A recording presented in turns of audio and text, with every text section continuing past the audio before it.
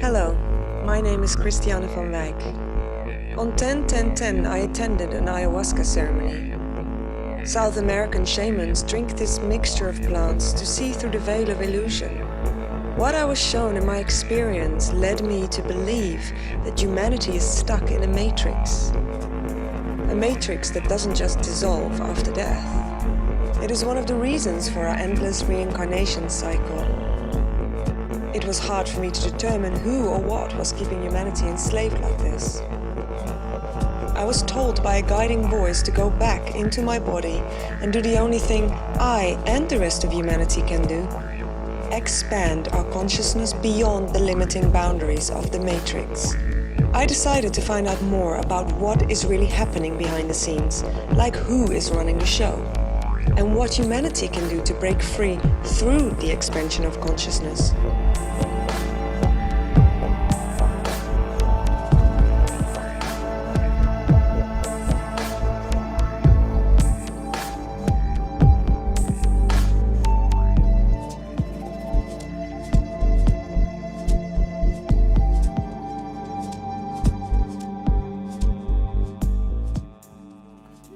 In the canonical Bible is Genesis chapter 6 verse 4, where it talks about the Elohim, which is a plural of gods and goddesses.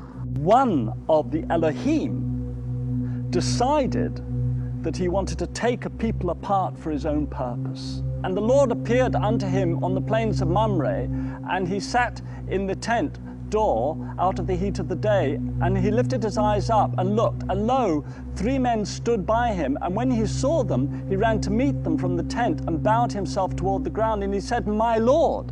So the 3 men appeared to Abraham, and he recognized him as the Lord, as the God that he'd been speaking to previously in chapter 17. Who are these beings? Well, I believe that they're extraterrestrials. A being that was created out of the DNA of the Anunnaki, those who from heaven to earth came, and the hominoids that were indigenous to the planet. There are a lot of people who believe that the Old Testament God is Satan. If we actually look at the mythology from many places around the world, then humanity was created as a slave race. So one might argue that somewhere still in the DNA of humanity is this desire to be enslaved. Technology has been deliberately suppressed to enable humanity to be actually kept in enslavement. There is something that is driving an agenda to keep humanity in a subjugated state. Who's really running the show? Voltaire's comment when he said, if you want to find out who rules you, ask yourself who you're not allowed to criticize. The whole issue of enslavement is a theme that runs right through humanity's history.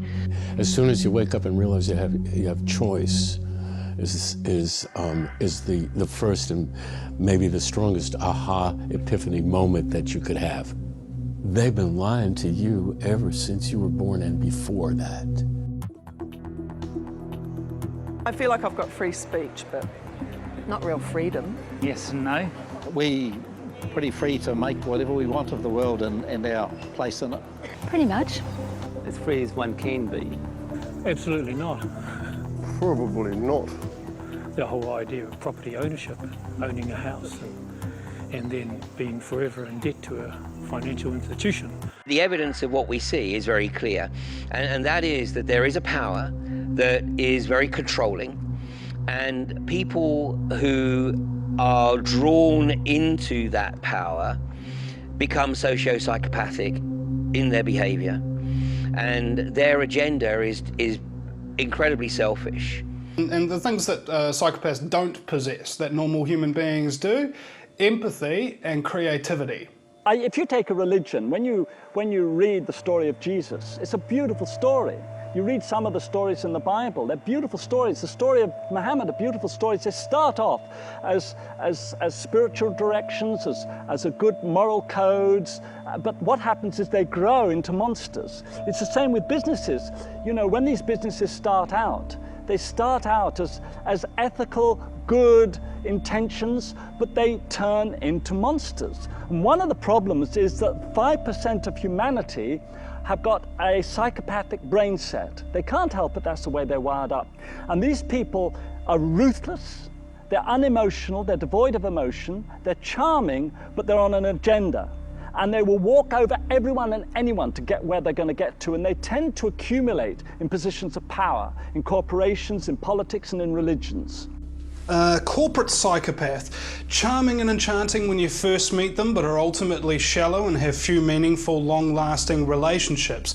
They crave money and power and are willing to sabotage, intimidate, manipulate, steal, defame, lie and cheat shamelessly without guilt. Throughout ancient history, more specifically, cultures have identified this kind of thing that we now call psychopaths. They used to be called archons. The Native Americans called them serpent spirits, and they were capable of taking possession of people's bodies and minds. And what's so funny is that the modern definition of psychopathy and all the desires and the things that they actually want from people is exactly, almost identical to what the ancient cultures describe as either demons or dark gods or something of that nature. You'd be surprised how easy it is to get away with things if you simply deny doing them. You know, that's often all that people need. About roughly 30% of people will believe everything that they're told without needing any evidence. And about 30% of people will need a bit of evidence, and incidentally that's the 30% that don't vote. So you've got about 70% of people who are complete idiots who continue to vote for people who are committing scumbaggery and deny that they're committing scumbaggery. When you're talking about the psychopathic condition, they actually believe their own lies, and it's been shown in studies with lie detector tests that psychopaths do not actually give off those signals. Sweaty palms, increased heart rate, movement of the eyes from side to side. These are things that ordinary people who have things like empathy, creativity, we can't hide those things without significant amounts of training. This is why cult leaders are particularly powerful. They seem to be able to not only lie to people, but lie to them so convincingly that they will love being lied to, and they will give up the things that they value most in their life, including their family, their wealth, and their resources, in order to become part of a cult. Now, that's an extreme example, but the exact same symptoms of psychopathy that you would see in any kind of religious crazed cult, you can see the exact same kind of pattern forming within politics and politicians. I was part of the team that was putting together the resources that were used to fight deal with the oil fires in Kuwait in 1991. But that was a very significant trigger for me in absolutely acknowledging that the way the world actually functioned was not as most people comprehend. Schlumberger was working in both Iraq and Iran during the Iran-Iraq War. I mean, Schlumberger prided itself in not being tied to a nation state. It was a truly transnational corporation. And so the fact that there were two nation states knocking 7 barrels of hell out of each other, well, you know, it wasn't really our concern, was it? I mean, our concern was effectively providing the needs for the client company working in those countries. And today I would sort of consider that to be a sort of borderline cognitive dissonance. You know, literally burying your head in the sand to the reality of what's going on around you. Did you do that as well? Yes. And in fact, I used to half jest when I was recruiting people to work in the industry, and I made the observation that if you have any interest in geopolitics, then this is not the industry for you. You know, you literally had to put the blinkers on and just get on with the job. When you've got a very healthy salary check coming into the bank every month, which is keeping you and your family in a lifestyle to which they've become accustomed, then it would seem that shutting yourself off from that reality is a small price to pay. But in reality, it's a very big price to pay, because really you are effectively part of the problem. You are effectively culpable in what is unfolding. The bubble was burst, if you like, when I was traveling around the southern oil fields with a military driver and some other colleagues from other companies, and we were looking at the logistics that we were going to need to bring to bear to be able to deal with this unprecedented firestorm. I mean, it was 620 odd wells, I think it was, that were out of control. What I saw was obviously a lot of burning wells, but in foxholes around the wells were young Iraqi conscripts with bullet holes in the backs of their neck. My observation was that, hang on a second, we're supposed to believe that these guys set wells alight and then jumped back in the foxholes and shot themselves in the back of the neck. It doesn't make sense. So I happened to sort of think out loud and said, this is outrageous. Clearly something else happened here. And a couple of days later, I had a visit from a US military personnel with no markings on his fatigues. And he came up to me in the mess of the Kuwaiti Oil Company's offices in Capacidade, and he knew who I was. He walked straight over to me and he said, "You're Ian Crane?" And I didn't say anything. He said, "I've been hearing you've been casting some aspersion about who set them wells alight." And I still didn't say anything. And he said, "Boy," he said, "that's the kind of thinking that can get you in a whole lot of trouble, and you best be keeping your mouth shut." What I had seen led me to believe that the fires had been started by US Special Forces. And of course, people's immediate reaction is, well, why would they do that? What would they have to gain from that? Well, actually, it worked perfectly, because the whole objective was to demonize Saddam Hussein and Iraq in the eyes of the rest of the world. And the reason was twofold. Number one was to keep Iraqi oil off of the global market, because Iraq was not part of OPEC. And the concern was that Saddam would drop the price of oil and effectively undermine the whole global energy market. And the other part of it was that Iraq was outside of the central banking system. The Rothschilds controlled central banking system, and they wanted to force Iraq into the system. And of course, Saddam kept Iraq out of the central banking system right through until 2003, when Bush and Blair launched their illegal war on Iraq. Name me a bureaucrat that is really creative and totally changing everything all the time. They don't exist. Well, and if they did, they were killed, weren't they? Either that or they just don't get promoted through the ranks. Right, yeah. One of the things throughout history that you see that has been akin to the rule of psychopaths, whether that be crazy Roman emperors or domineering royalties and things of that nature, which have gone nuts all throughout history. History is just this long list of psychos getting control of massive empires and then imposing hierarchical structures so that everybody has to follow all these stupid rules the whole way down, and so that nobody even questions the rules that they have to follow, and they go out and follow the orders of a psychopath who didn't even come up with the orders himself because he's not that creative, And people wonder why the world is crazy. And imagine for a moment that I told you the world is run by crazy people. Does it suddenly make a lot of sense why the world seems so crazy? Yeah. And it gave me the opportunity to have a unique insight into the corporate control of the US and the way in which the corporatocracy has the nation in an absolute stranglehold. What psychopaths are really, really good at, even on the understandings of modern psychology, is knowing exactly what you desire, exactly what you want. First meet you, and I'm going to tell you this, that, and the other, and everything's going to be so wonderful, and you're never going to have to worry about it. I'm going to make all your dreams come true. They gotcha. Those who believe themselves to be the rightful rulers of a planetary fiefdom, their definition of sustainability is sustaining their global dominion. So essentially what's happening here at the moment is governments are telling us what to do through corporate-controlled media, and corporate-controlled media is telling us what to do through governments. It's a vicious cycle where there's a pyramid, and at the top of the pyramid there's a few people saying, hey, this is what's going on. And by the time you get to the bottom, you've got all these people that are running around like headless chickens not knowing what to do. So if you turn off your TV and stop listening to corporate media and start critically thinking about everything that you read, then you're going to start stepping into the right process. And this is why hierarchical structures are really, really handy if you're a psychopathic scumbag. Because, hey, if anybody threatens your dominance, you have X amount of layers that you have to go through in order to get to whoever's at the top.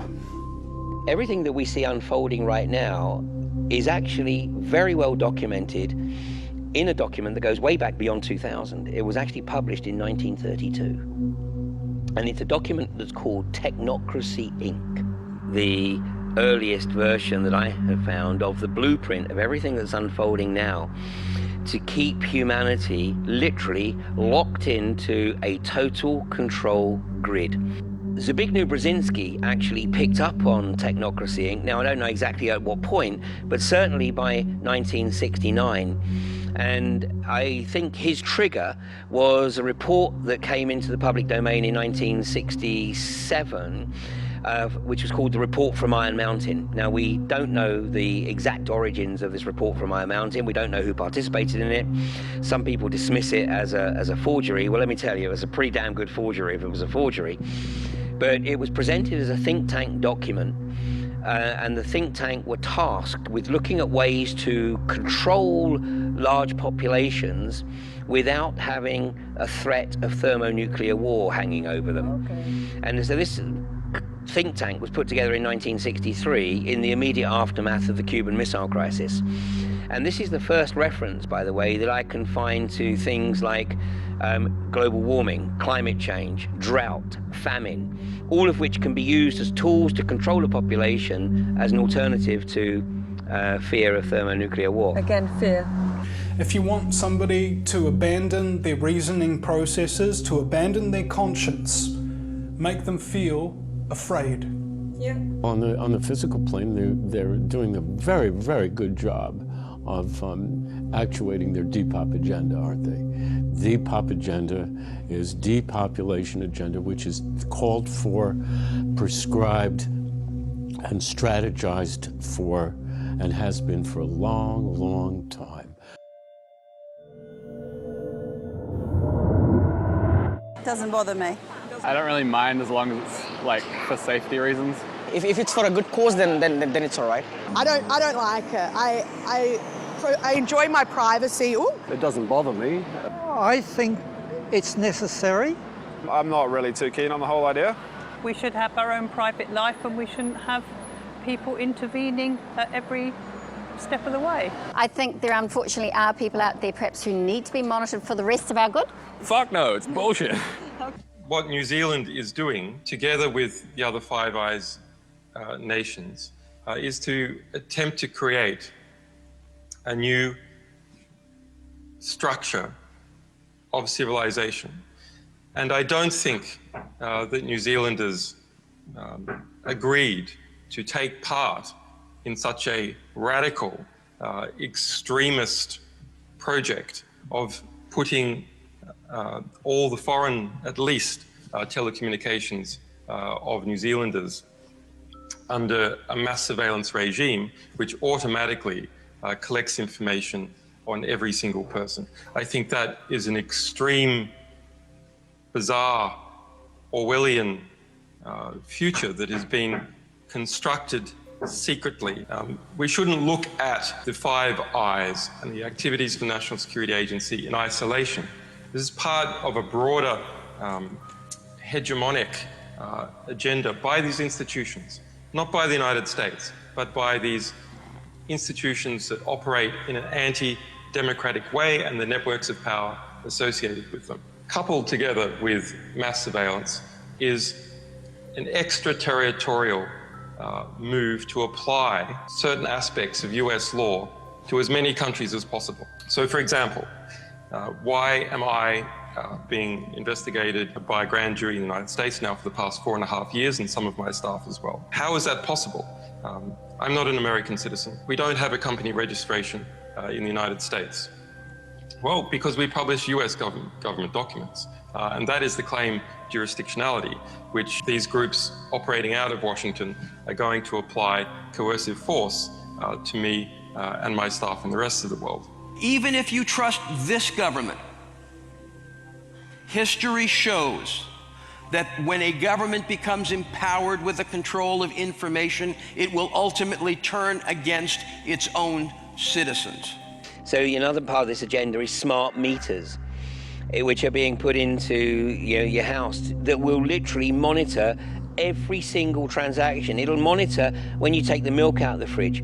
Eventually it'll monitor how much milk you use when you take the milk out of the fridge, so that you can literally be profiled through every single action. I mean, we think we're not predictable perhaps, and yet these smart devices have algorithms built into them for their predictive text based on your texting style. So when your predictive text comes up, it's using the history that you've created to offer alternatives on the next word you might use. Now that's just something noddy like a smartphone. Imagine what that can be done, or what could be done with that, when it's put into the macro. The Prime Minister, in the words of the New Zealand Herald, for the very first time admitted that his government had in fact planned a program of mass surveillance aimed at New Zealanders. And I don't make that accusation lightly. As a journalist, I understand that I can't go around making those kind of claims and maintaining my credibility unless I have the evidence to back it up, and that it's absolutely true. And in this case, I can categorically and with great confidence say that it is. I think and have been very honest about the fact that mass surveillance is a serious menace to all sorts of important political values. When I was doing this, I would see the communications of individuals from around the world. I could be looking at a system in Japan. I could be looking at a system in Germany. I could be looking at a system in New Zealand. And what was incredible was the fact that I could see records of the communications of people around the world from every country comprehensively. I think it's some sort of internet fraud or something. A solution to something that isn't particularly sensible, like what many other solutions that we've come up with as humans that don't work. Problems with it are somewhat over-exaggerated. Just another get-rich-quick for a whole lot of unscrupulous miners, I think. I think it needs further investigation. People need to realise a country needs to be run like a business. You can't get left behind in the world, and if you want to make money, you need to use your resources. I have very negative feelings about that. Exploitation of unconventional gas involves pumping millions of gallons of a mixture containing water, sand and chemicals at pressures of up to 15,000 pounds per square inch into the target geology to fracture the rock and release the trapped gas. This is known as hydraulic fracturing or fracking. Approximately 40% what is pumped down the well is actually recovered. Where that gas and fluids escape to cannot be totally controlled. This is my home up here on Crawberry Hill. It's actually it's been my home since January, when it was donated to me by somebody who saw me doing a live broadcast from my tent on Barton Moss in Manchester. This is an industry, the unconventional gas industry, that has left an absolute trail of devastation wherever it has been unleashed. And although it's classified as a novel industry in the UK, there's nothing novel about it, because we have 20 years of experience of this industry from the US, from Canada, and much more recently, of course, from Australia.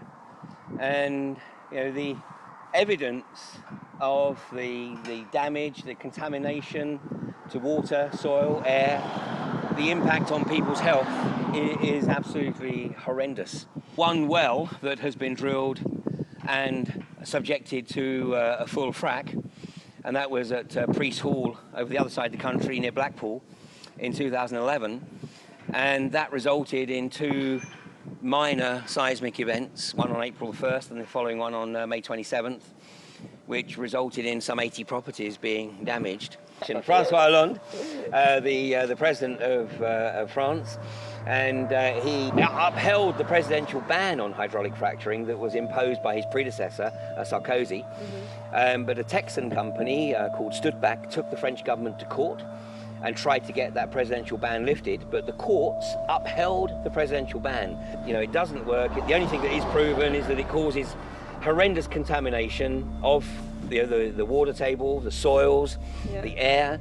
It has a horrendous impact on the health of the people who live close by and those who live downwind. And this is proven? Absolutely. I mean, the evidence is irrefutable. Well, eventually, of course, what they will look for in the EU is what they call harmonization.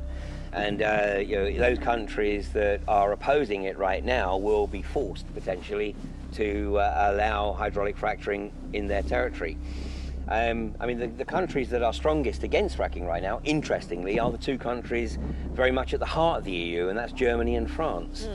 Elsewhere, there is an enormous pressure to get this industry up and running. In the US, the water is being sucked out of the Great Lakes, the Great River System, and the great aquifers under the western states. People who live in the western states are having their lives destroyed. In Australia, the Great Artesian Basin is being sucked dry at a rate 6 times greater than it can naturally replenish. Here in the UK, if this industry kicks off, within a generation, the UK will be uninhabitable. And this whole deal of demonizing Russia and using, of course, the Ukraine crisis to facilitate this. The whole Ukraine crisis is, of course, manipulated. Totally manipulated. It's manipulated by those who believe themselves to be the rightful rulers of a planetary fiefdom. And you know, the real target of this is Russia. And the reason being is that Putin has done an amazing job, of course, of gaining significant independence from the global banking establishment. And now they want to try to destroy his economy. And Russia, of course, does export gas into Eastern Europe and into Germany. The US unconventional gas industry has drilled something in the region of 500,000 wells in the last decade, and now they have a surplus of gas. So the US is desperate to find an export market for this surplus gas. And by forcing the EU to implement sanctions against Russia and stop importing gas from Russia, of course what the US is doing is shutting off that gas market from Russia and saying, well, you know, buy ours. And if a country that is a trading partner of the United States does not behave according to US standards, a Section 301 listing can be made, which impacts their ability to continue to work with the United States. It is a coercive form of listing which has forced many countries, including Sweden and European countries, to aggressively change their IP laws and other cultural related laws to allow them to continue the type of access they believe they need to the US market. We are in a period of moral entrepreneurship.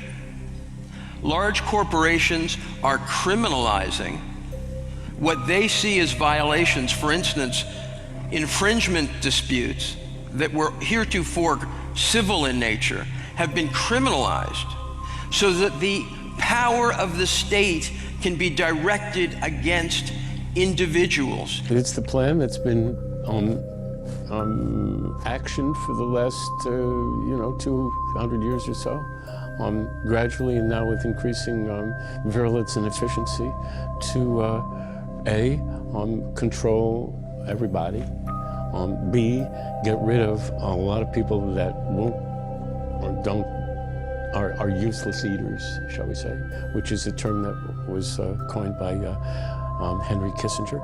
You know, total global fascism.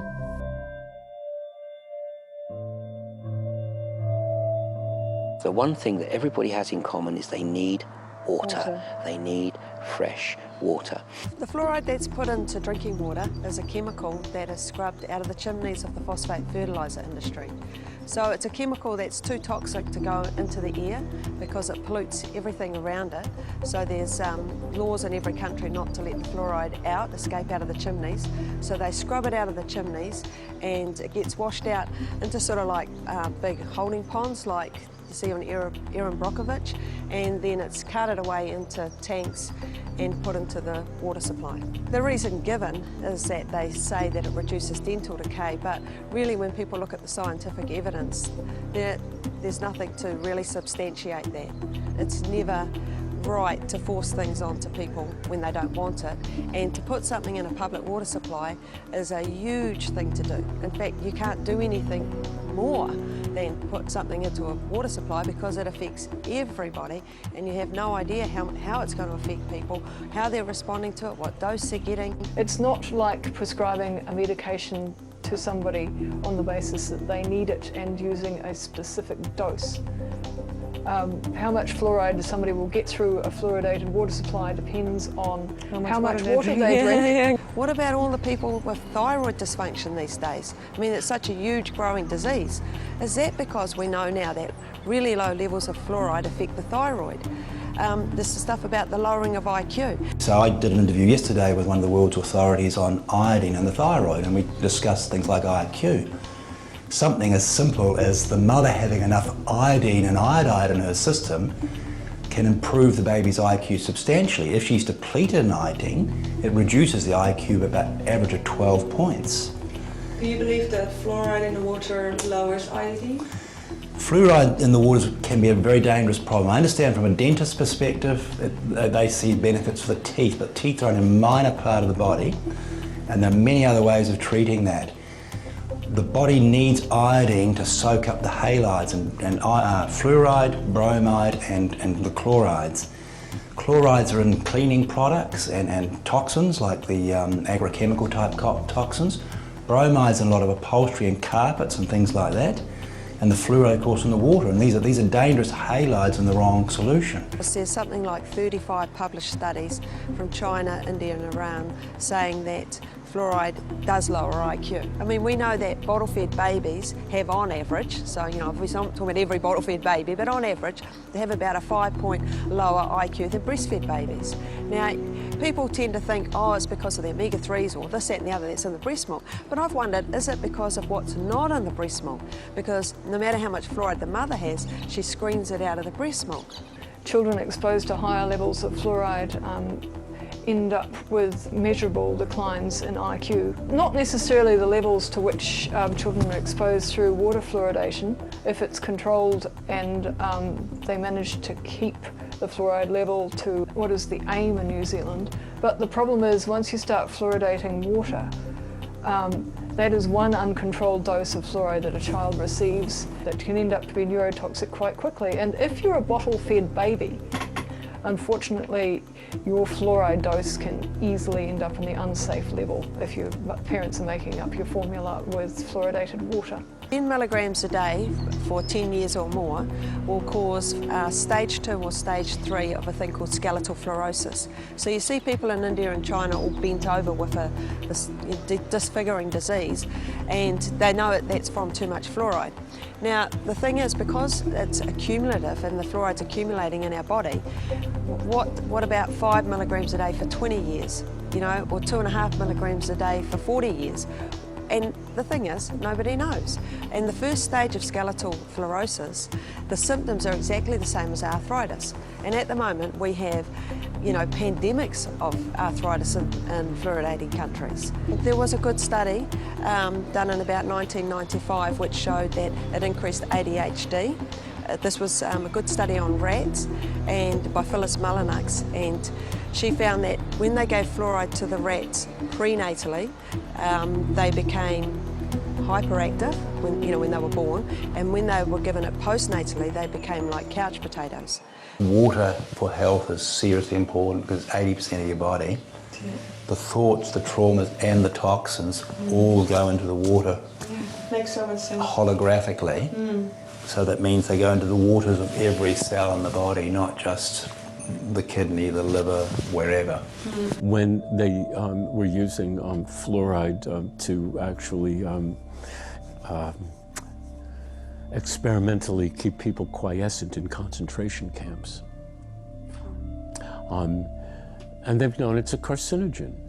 They've known that the treatments for cancer that they use, chemotherapy, are themselves carcinogenic. They've known that. They're not stupid, they're just satanic. It's quite dangerous not to have them for children. I haven't had my own children, and I'm quite grateful that I haven't had to make that decision. I think you just got to go with the medical advice at the moment. I come from a very healthy family of people who haven't vaccinated. It's very important that everyone should vaccinate their babies and should vaccinate themselves. The first one got a little bit, the first lot done had a really bad reaction, and since then none of them have been done, no. It's a classic example of the sort of the demonisation process that can happen if you're an honest doctor, is what happened to Dr. Andrew Wakefield when he and his colleagues first presented a case series of children who had been previously developing normally and then developed regressive autism, often with bowel disease. They basically said, you know, this is a concern. We need further research to see if there is a link between this particular vaccine and regressive autism and bowel disease. If you're a parent, you wouldn't argue with that. If you're a multinational pharmaceutical company who makes huge amounts of money from an MMR vaccine and stands to lose a lot of money if parents begin to believe that it's unsafe, you will argue. People who are familiar with Dr. Wakefield's story will know that he lost his job at the Royal Free Hospital in London. There was essentially a media beat-up against him which accused him of fraud, and the pressure on them was so great that most of the doctors involved in that paper recanted. And Dr. Wakefield refused to recant because he said, and quite rightly if you read the paper, you know, I never claimed that the MMR vaccine caused autism and bowel disease. I just said that it needed to be investigated. He stuck his heels in and refused to be bullied, and you know, consequently he lost his medical licence.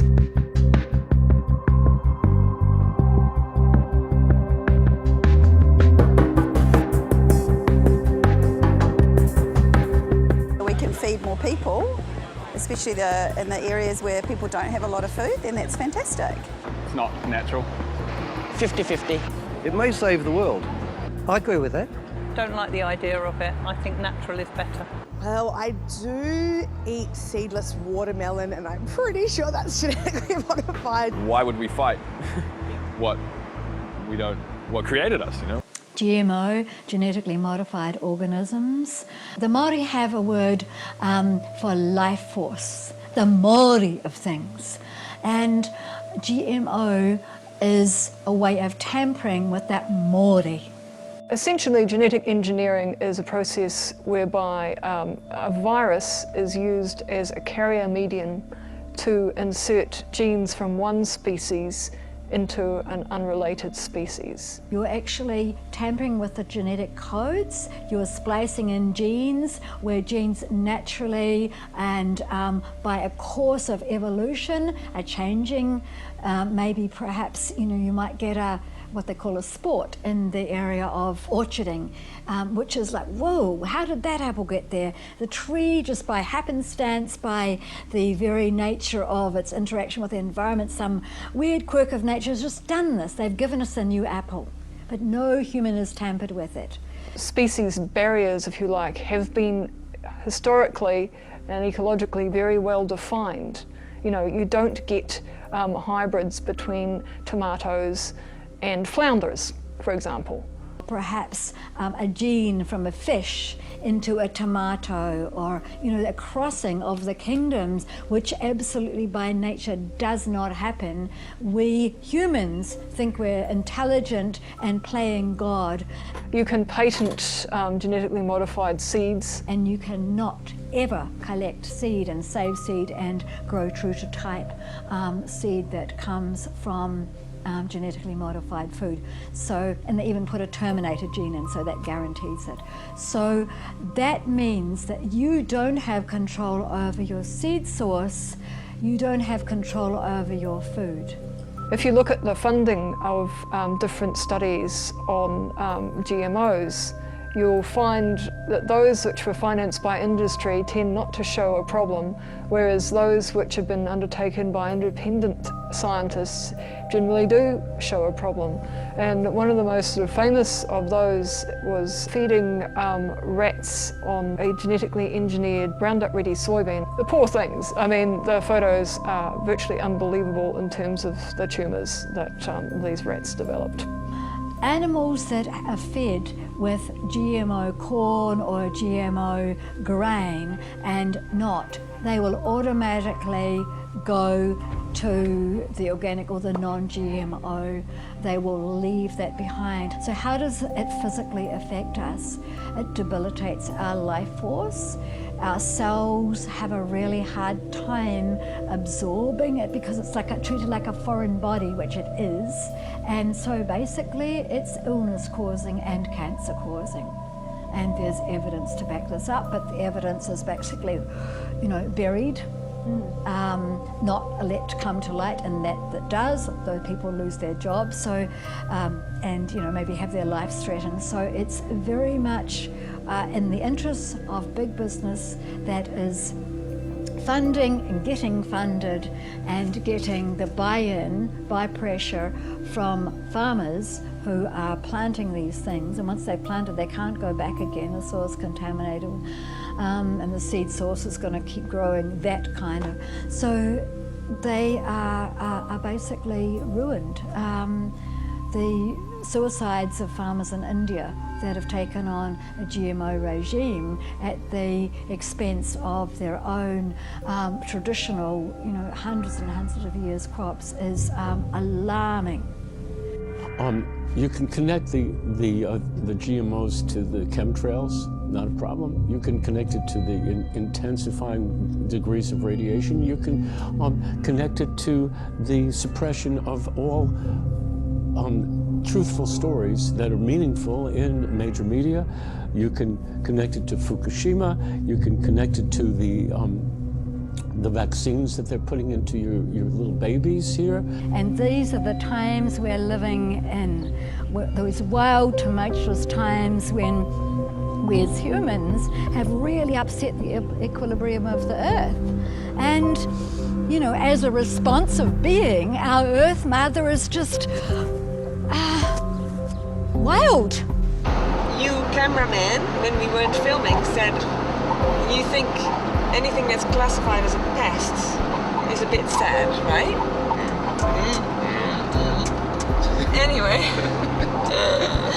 Anyway, so they call things a pest when there's too many of them, you know, and so we're a pest, right? Cameraman? I agree. We're a pest. Human beings are a disease, a cancer of this planet. You are a plague. When you think in a linear, just A to B to C way, you can't think holistically. So we've lost our ability and our mental formatting as a society to think and see holistically. You know, so it's actually how we view the world. And if you view the world as a continuum in a sort of spiral way, in a cyclic way that we learn from nature by living with and observing nature, then there's no way you can not think in an integrated way. So, yeah, we separated ourselves off to cope and function in this very fast track and very dysfunctional society. We separate ourselves from that, and so we don't have the ability to think common sense anymore. How does that make you feel? The word that comes to me, it's tragic. Throughout my filming journey, I'm starting to slowly realize that the more we are out of harmony with nature, the more our minds get trapped in our matrix illusion. As our minds get sicker, so do our bodies and planet Earth. Well, illness is a state of getting out of balance with the rest of the cosmos or the universe, and which is very well designed and architectured. It's a highly intelligent living system, and if we work in balance with that, then we experience wellness and good health. If we swim against the tide, so to say, it leads to all forms of what we call disease or illness. Illness starts on a metaphysical level, some angst within the person deep down, feeling of shame, guilt, insecurity, not knowing their place in the world, not knowing how to stand on their own 2 feet. Then mental anguish, panic, fear, shame, guilt, uncertainty, anxiety.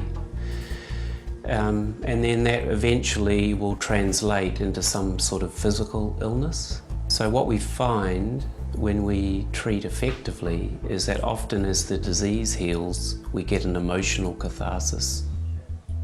And so, because I've seen that so many times, I know in my own self that to really heal, we need to look at the spiritual aspects of a person.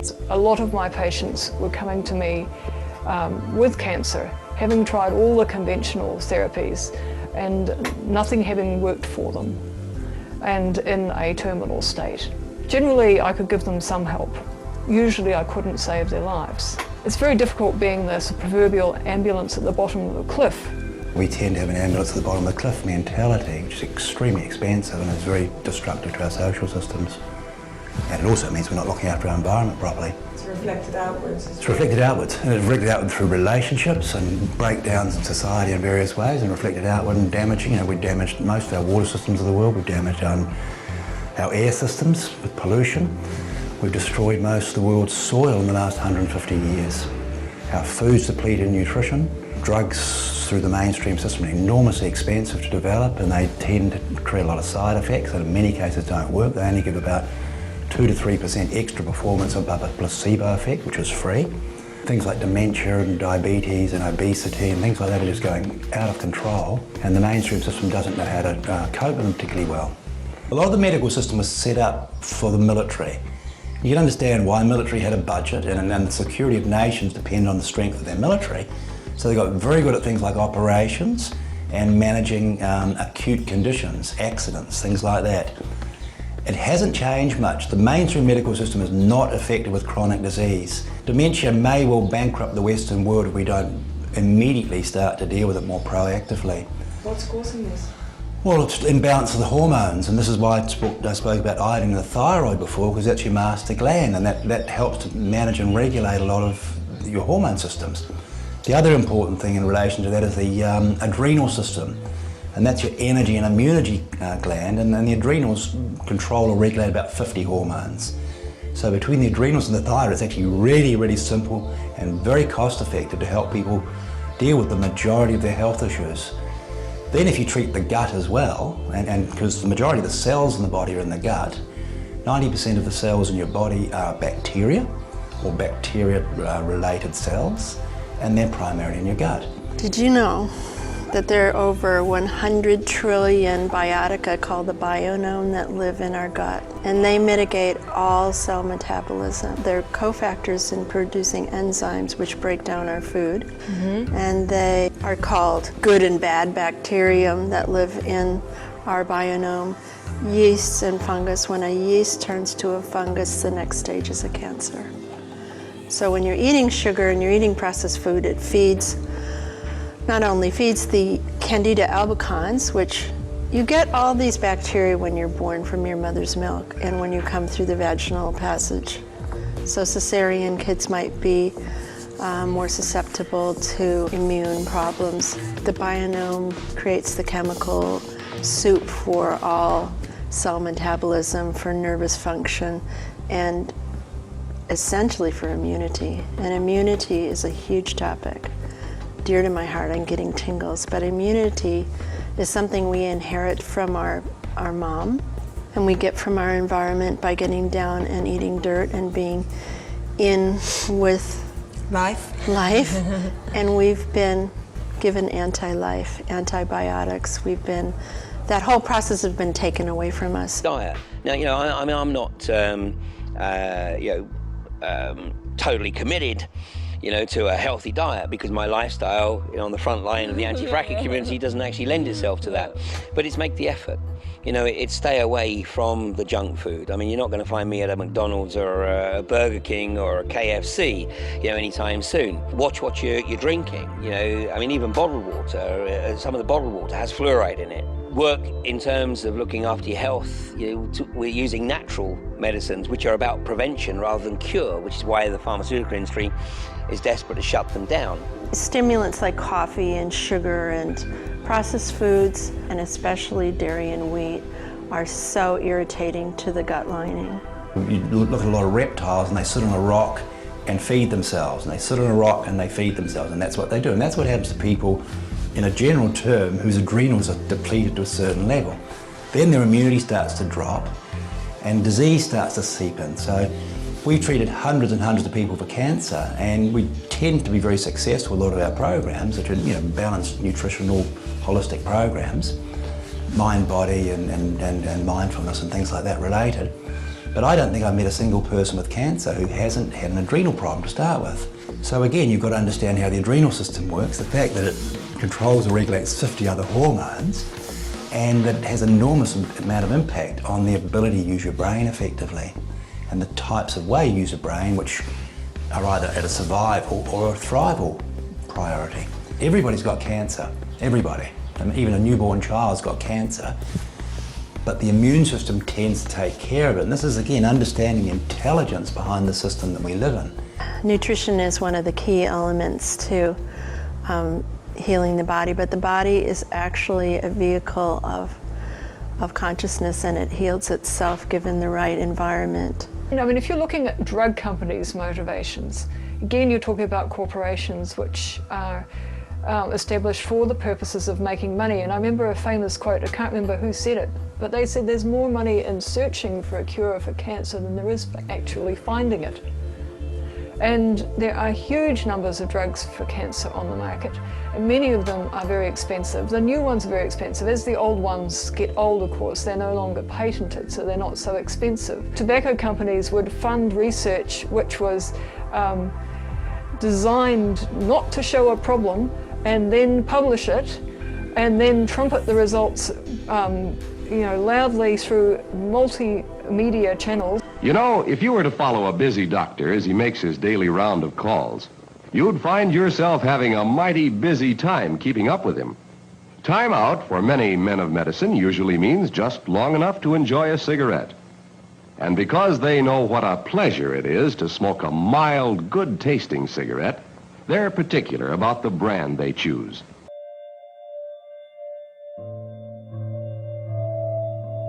In 1999, 1 in 2,000 children were being diagnosed with conscious disorders such as ADHD, autism, Asperger's.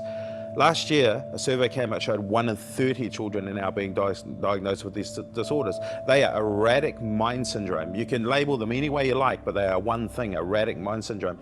These children are showing us something, okay? They're showing us to stop being erratic of our own minds.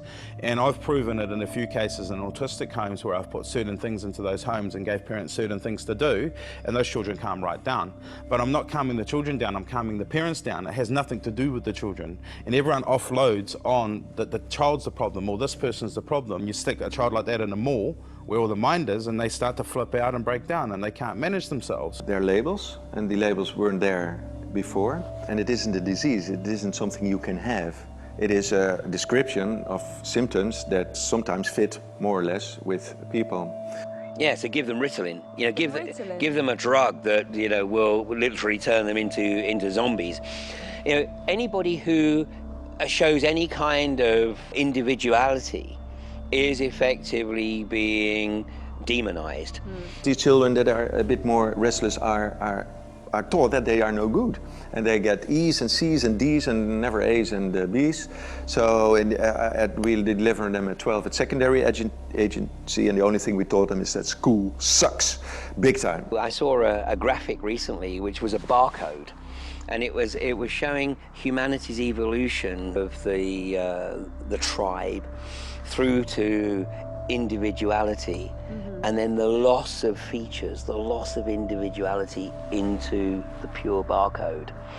And that's exactly what is happening right now. Ritalin or Concetta, if you have this kind of personality structure or this tendency, it helps you to focus. And part of the medication helps you to relax your muscles. Like me, I'm also quite a, you know, I have 30 things in my head. But two of them might be very creative and different from the rest of the thoughts that you have. Like, okay, I have to get to the shop to buy milk. But it also might be an idea for a better workshop tomorrow for the children. So if you have many thoughts in your head and you're restless and you can't concentrate on a boring task for long, that might mean, I don't say it always means, but it might mean that you're quite creative. Homeschooled kids think a lot more outside of the square because they haven't gone into a system at 5 and being told how to think and what to draw and what to write. Try to teach children how to read. It's never relevant to them. If you're very much interested in reptiles, you never get during reading time books about reptiles. Why? Because if you want to read comics or reptiles or whatever things, then you're reading and then you're practicing how to read. So why are we acting so complicated? The public schooling system was created by Prussia pre-World War I, and they had a war with France and they beat them resoundingly. And the French found out that it was because the Prussians had a public schooling system which actually taught children and tore them away from their parents at a very young age and then forcibly indoctrinated them to love their country. The rest of the world saw the resounding success that the Prussian Empire had against the French, and soon thereafter every single major Western country developed a public schooling system. And directly after that, World War I happened, the world's largest ever war, called the Great War, which everybody agreed was so terrible and so painful to bear and so destructive that they vowed to never have another one again. And then public education got bigger. And later on, a guy called Adolf Hitler came along who was very, very staunch about getting people into public education, about giving everybody free education and teaching them to, again, love their state, to the point where they thought, you know, it'd be a really good idea, bro, let's have another war. They are curious and they want to master the world, they want to be a king of the world, because that's their age. And normally that is till you're 24 or so. So why kill that? And we have a boy who was trying to do the same here, and they do exactly opposite of what they're supposed to do. So you know then as a teacher that they are very much aware of what they should do. So they're very smart in that, but they do exactly the opposite. So why should that be? That is, the frame is to confine for the child. Particularly for my children, I could see early that they were very creative, they were thinking outside the square, they were really in touch with the world. And unfortunately in a school system, they have to work to national standards, which is put there from a government, and the teachers don't have the space to explore with them that kind of teaching, because they have to be able to read at 6 and they have to be able to do this kind of maths, which is just nonsense. You have some people, you know, pressured into sort of choosing a career path when they're very young, before they've got any life experience, you know, pressured into choosing certain career paths simply because it will provide financial security. Financial security to keep well adjusted to the profoundly disharmonious situation we find ourselves in today within the matrix we all collectively accept as real. And all that through a piece of paper with a number written on it.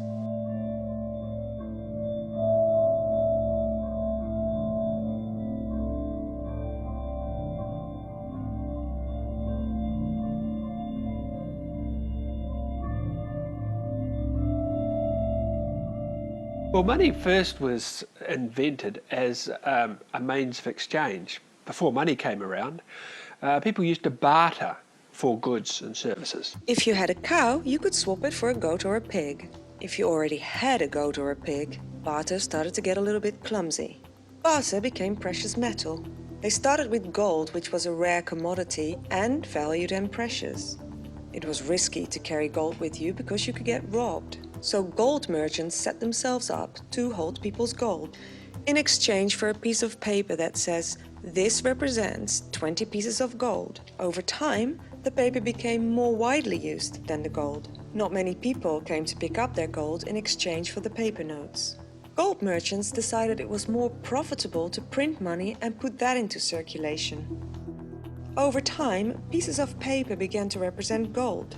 It will say, "I promise to pay the bearer the amount of $10. It's basically a promissory note. Because there was only a finite amount of gold in the vault, there could only be a finite amount of paper in circulation. The gold merchant realized he could make money by simply circulating the paper. Say, I've only got 100 bars of gold in my vault, and there's a need for 150 equivalent items of paper money. So he started to charge a premium on the money. If you want this money, you'll have to pay me a certain proportion. For example, a businessman asked a merchant for money to buy another ship for his trade. The merchant said, "Sure, I will lend you the equivalent of 100 bars of gold, but you will have to pay me for the benefit of having that money." And the gold merchant was making money first off by printing the money that represented the gold, and then by charging interest. And interest back then was seen as a sin. In fact, the Catholic Church outlawed the charging of interest, calling it usury, for over 1,000 years. You would be excommunicated from the church if you charged interest on the money that you lent out. And that's where the Jewish merchants came into their own, because the Jewish merchants didn't worry if they got excommunicated from the Catholic Church because it wasn't their religion. And so after a while, the church realized that there was a certain amount of money to be had in interest, and so the excommunication curse was removed. 300 or 400 years ago, the only person who could issue notes and coins was the sovereign, the king, the queen, or the government of the time. And that exists right now in New Zealand. Only the government can print our money. The problem is that money creation has now gone digital. It's all electronic. And so while banks cannot create the notes and coins in your wallet, they only form 2% of the actual money in circulation. The rest is digital money. And that money is created by the banks. The banks can create money simply by typing numbers into a spreadsheet. So the banks decide where the money gets invested. And it's very, very profitable for them to put a lot of money into housing, because if you can't repay the mortgage, they will simply take the house off you, conduct a mortgagee sale, and get their money back that way. In the 1960s and 70s, and you could buy a house and pay it off in about 10 to 12 years. Now, they're talking about paying off 50-year mortgages, 60-year mortgages, and that's the problem. People will be in debt for their entire life. This young couple in Pembrokeshire who've been, they've got to demolish their beautiful little hobbit hole, a straw bale house. In the Daily Express, they portray the tragedy of these young people not being able to live on their own land, in their own house that they've built. It's because the house cost them £12,500 to build and not £250,000 worth of debt, because the system has got us in economic slavery. We've been as slaves on this island since William the Conqueror. There's always a system trying to milk us. The idea of a few people or banks having control over our money supply sounds ridiculous, because they essentially can direct the way the economy goes.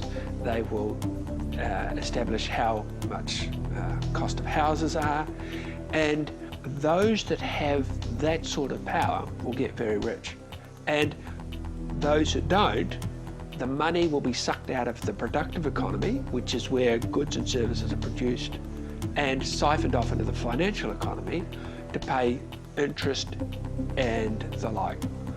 So The rich get richer and the poor get poorer. Even the middle class today is struggling with the cost of housing, rents and the like.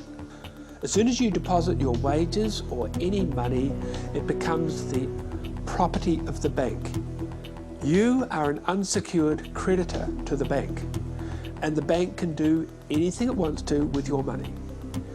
If the bank gets into difficulty, you have to line up behind the secured creditors, which, surprise, surprise, are mostly in the form of other banks, and you will be lucky to see your money ever again. Now, the banks can actually decide how much money gets injected into the economy, and that's where the problem comes, because money becomes scarce. And because money is scarce, there are people who don't have money, and there are people who have a lot of money. So we now have what we call property orphans coming into the market. They are children, young people who will never be able to afford to buy a house. Where does the word mortgage come from? And I say mort means death, gage means grip, okay? We set up Positive Money New Zealand, which is based on Positive Money UK. And we say the government needs to issue our money supply free of debt. Now, that doesn't mean to say there won't be a place for banks. Banks will be there, but their job is to act as an intermediary between people with money to invest and people who want to borrow loans. They will no longer be able to create money out of thin air and lend it to us at compounding interest. Currently, the amount of money that's in circulation is toxic. It has this debt burden to it. The way that the current system is set up is there has to be growth in the economy simply to create the money to pay for the interest on the already existing debt. Surprising thing is that when you pay back your mortgage to the bank, that money disappears. Because the money was created from nothing, it returns to nothing. It has impacts on the environment. We're looking at deep sea oil drilling. We're looking at mining in our national park, fracking, and it's ridiculous. We do not need to do any of that. There is more than enough money to go around. So when you look at money creation, not only does it have benefits for the economy, but it also has benefits for the planet as well. We would no longer be hell-bent on trying to get more money out of a finite world or more resources out of a finite world to pay for the interest on money the banks never had in the first place. And the national government has refused to speak to us. So Bill English has said, I'm not going to speak to you. We are following world's best practice. Global corporatists are determined to subjugate each country through their economy. So funnily enough, the only countries that are right now outside of this central banking control are Cuba, North Korea, Syria, Iran, and Russia and China. How about Malaysia? Well, Malaysia is certainly resisting. I mean, just like I said, New Zealand was resisting, and then an event was created to ensure that New Zealand was pushed into debt slavery. The current system we have is the loony system. Now, we're going down the same way that Portugal, Greece, Ireland, and Spain went. And you know what happened then? The housing market collapsed. So we can do nothing and wait for that to happen, and the results will be horrendous. The World Bank will come in and flog off the remaining state assets we have, and we'll be worse off than we are today. The government of Iceland refused to pay back or honour the debts of the banks. The banks got themselves into the problem. The government of Iceland said, you get yourself out of it. This is not the people's responsibility. Now that's a very good place to start. In Ireland, they did the exact opposite. The banks got the state of Ireland into all sorts of trouble, and then the Irish government bailed out the banks, so the Irish economy is in tatters. The banks should fall over if they make financial mistakes. Everyone else does. With our current system, the Reserve Bank is meant to be the watchdog that looks after our economy, but it's doing an awful job. It's one of those watchdogs that watched the burglars come in, take all the money, and then the burglar pats the dog on the head as it walks off and says, "Good dog."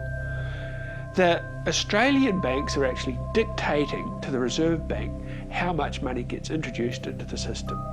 There is little or no constraint on our Australian banks, and they have more control over our money supply than our elected government. The outrageous situation, for example, in Australia, where Australia should be the wealthiest nation on the planet because of its phenomenal natural resources, yet the Australian people have the highest level of personal debt on the planet. I think the monetary system's privatised, and it's all held by Australian banks that are in part owned by American banks and British banks. So our banking system already is effectively what the TPPA require it to be, owned by large corporate interests who tell the government what to do. So, take it from a Canadian to tell you about free trade. A guy whose country now has foreign ownership up to almost 80%. A guy whose country and his countrymen, 36% of them believe, will become a part of the United States within 25 years. The Trans-Pacific Partnership is an arrangement that will take from you your sovereignty in a very powerful and personal way. They compressed all the financial data of the world into the supercomputer, and they were trying to find out who controls all the money, what controls everything. There's 176 corporations that control about 60% of the world's economy. That means these 176 corporations control the world economy. And the shareholders in this are something like 7 families. So 7 families control 70% of the world's, 60% of the world's wealth, give or take. I think it was one of the Rockefellers once was asked, when have you got enough? And he stopped and said, and thought about it, and then he said, just a little more. A lot of these people, they're creating segregations for us through creating systems created by the Crown. And the Crown is a system that controls our nation. The Crown is our government. The Crown is disconnection. The more we contract with the Crown, the more disconnected from that earth and from each other we become. Unfortunately, it's become about corporations. Such things as the TPPA reinforce corporate greed over people, where whole corporations from other countries can come to New Zealand and sue us for future profit, loss of future profit, if we do things that are against their philosophy, their corporate ego and their corporate identities. As I visit all the people I interview and hear their stories, I'm all the more surprised why my interviewees often get branded conspiracy theorists by those who just want to stay asleep. If all this makes so much sense, then why do so many people not care? Why do you think it is that people find it so hard to Because read it's stuff? true. And people don't want truth? No. People are very receptive to honesty. However, at the same time, they reject it and they don't value it. We are suffering, we are burdened, we are heavy. We've been enduring many years of evolution. And we have a lot of history under the bridge and under our belts and on our backs that we carry around with us. Memories, whether that's DNA memory, whether that's unconscious memory, whether it's the memory in the waters, we are storing our history. And that's a lot of weight to carry around. My own belief is that we're in a boot camp. Planet Earth's a boot camp. Planet Earth is a boot camp. We're designed to come from a place of unconsciousness and become conscious. We're designed to learn like a child. We're actually cosmic beings. I'm interested as a physicist in plasma physics. I believe that, 99%, the physicists know, 99% of the universe is plasma, which is very low density matter. It's non-atomic matter. It's electrically charged particles. And these particles are blown off by stars into space. And the space plasma is electrically active, and life is based on electrical activity. So this plasma is much better for life than atomic matter.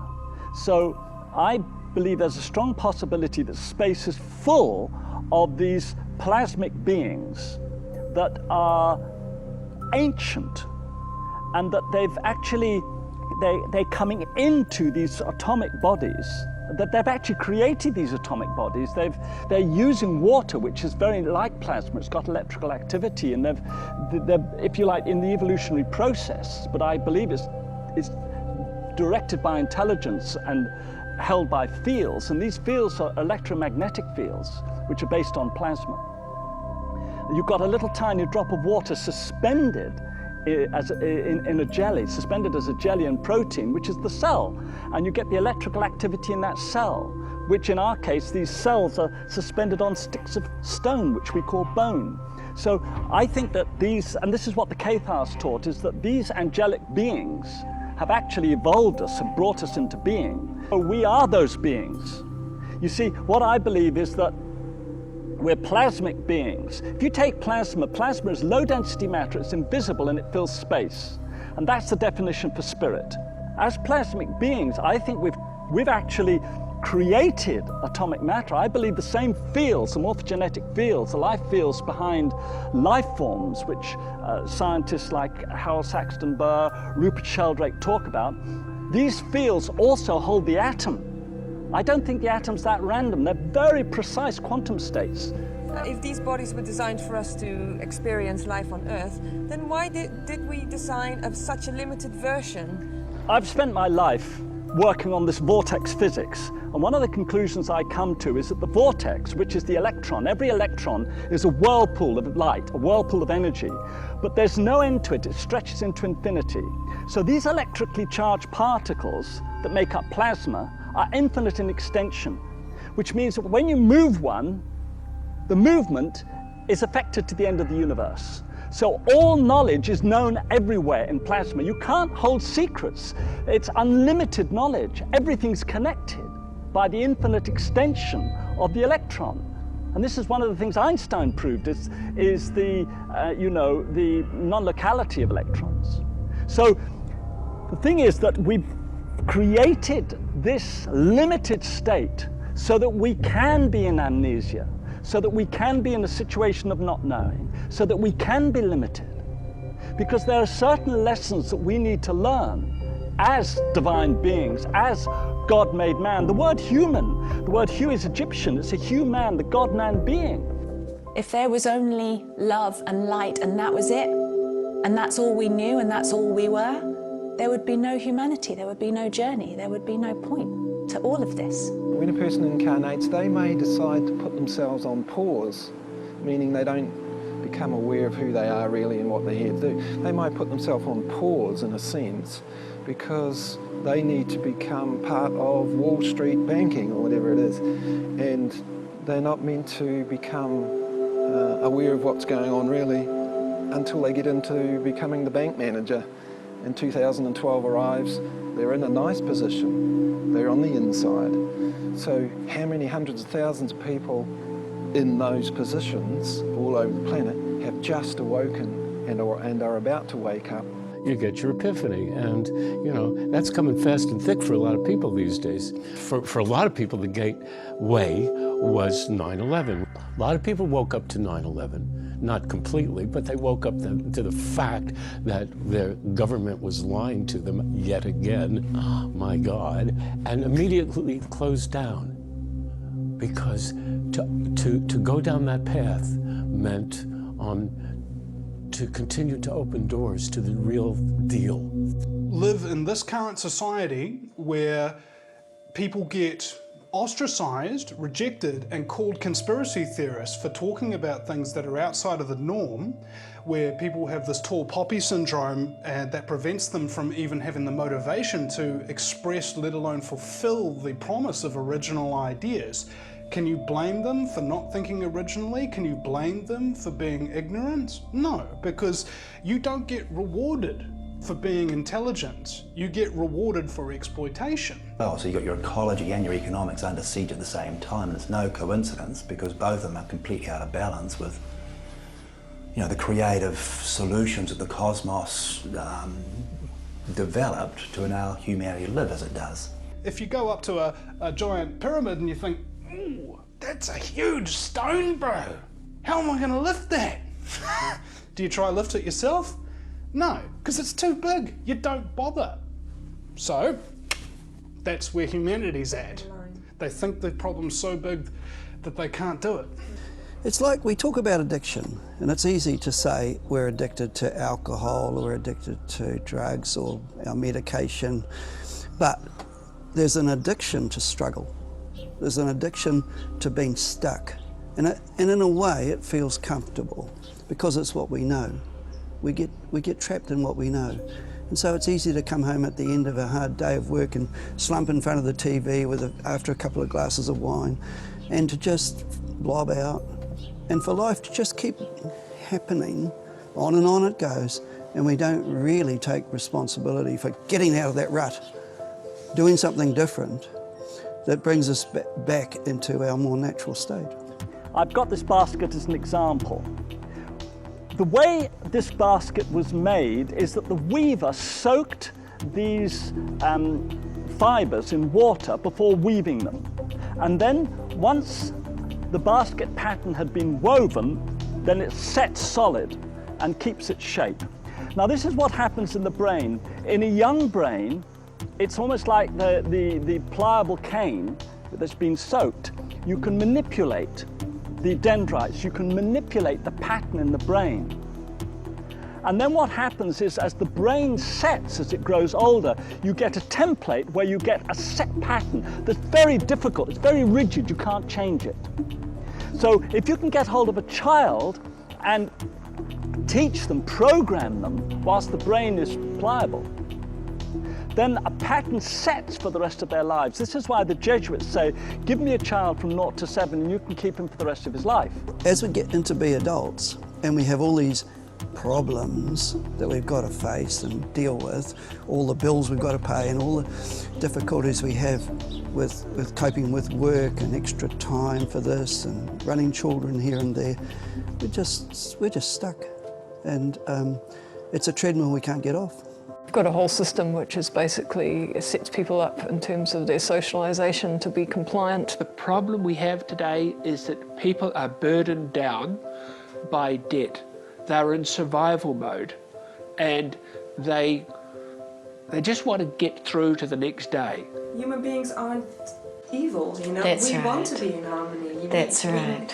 The way our body looks for harmony, that's our mind wants to do the same. It's constantly thinking of systems of how can I bring it back. Are you willing to take responsibility for your own thoughts totally? Regardless of who is running the show, for you not to take responsibility for your own thoughts is automatically giving them power over you. The fact is that when you start to wake up and you want desperately to go back to sleep, you can if you want to, but it ain't gonna do you no good. Once you start, having a look at, it's like a hologram. You take one little piece, blow it up, and it's the whole fucking picture.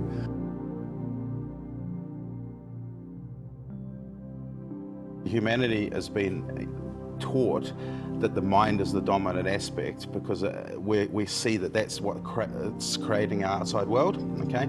Well, the mind is a very powerful aspect and it does create the outside world, but one of the biggest problems with that is we've come to a stage now where we've created so much in the outside world, it's time to revert back to the inside world. And bring the attention that goes out there, bring it back here, and appreciate what's been given to you.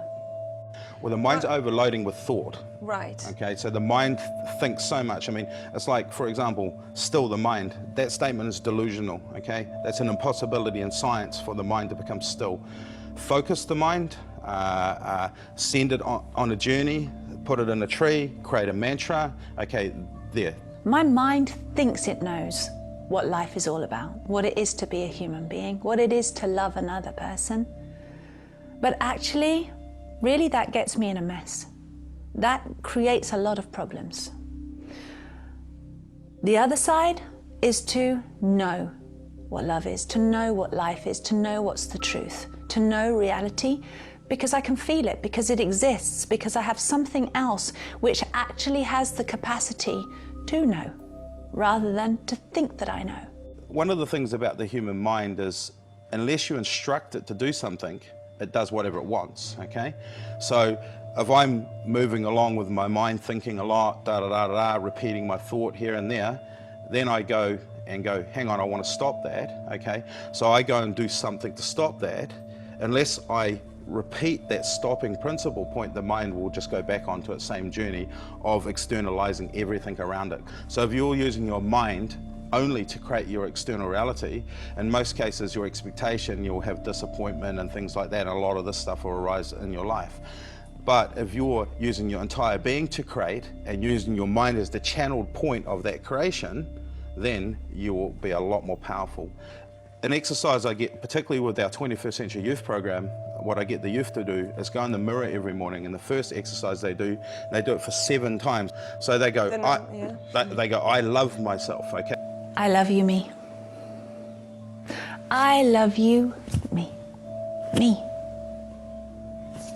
To bring awareness to the self, to the all that is right here, expressed in this body, is something so unique, so precious, so magnificent. It's worth humbling to, it's worth coming home to, it's worth recognizing and spending some time with. Well, we're brainwashed, okay? The system is a brainwashing system. It consistently brainwashes us all the time. The biggest aspect of brainwashing is fear, of course, okay? But fear is a human element as well. So fear can never be removed, but it can be faced. The searching of the mind for knowledge, the searching of the mind for something that is real, for something that is true, for something that means something. And that can lead us into very dark, empty, lonely, greedy thoughts. Where does that thought come from? Am I creating it? If I'm creating that particular thought or downloading it, where am I downloading it from? And is that thought efficacious or evidential? Does it have meaning? You know? So our free will is making us choose this in a way, maybe not fully consciously, and so is our journey maybe to wake up from that, so that we can say, hey, no more. Yes, hey, no more. So it's a beautiful divine plan in a way. That's right, yes. So another good exercise to do is, if you have a major problem, or you see a major problem within yourself, if you look for the other side of that problem. If I have a problem with you, for example, okay, so I have a problem with you. Now I can break that problem right down to, I have a problem with the way you talk. The other side of the problem is coming from me, because I have that problem, you see?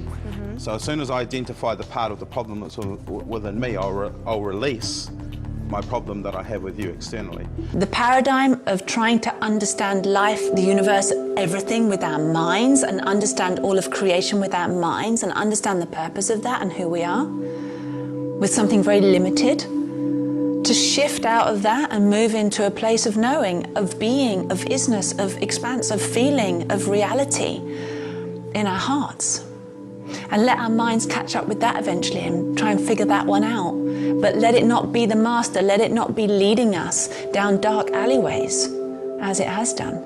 Empirical neurologists are starting to question orthodoxy in terms of the brain function. You know, the brain is considered as one organ. It's not. It's 2 completely separate organs divided by the corpus callosum. And the left brain is acknowledged to be that part of the human physical vehicle which provides us with the, if you like, the antenna to interpret through the 5 senses. It's the physical, empirical, material transmitter receiver. The right brain is a completely different kettle of fish. And I mean, one hypothesis that's been put forward is that actually we don't retain any intelligence at all within the physical vehicle. I completely resonate with that. We're just receivers. We're tapping into the mainframe, as it were. And emotions do get stored, I feel, in the body, in the cells. But there's no question about that, because the empirical evidence is there with transplants. You know, and where people who receive organs from donors actually inherit some of the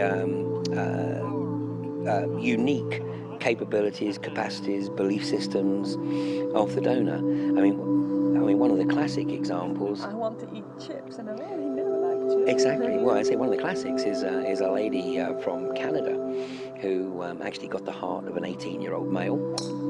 And because of her lifestyle, she was very ill, and she'd obviously been very careful about her diet.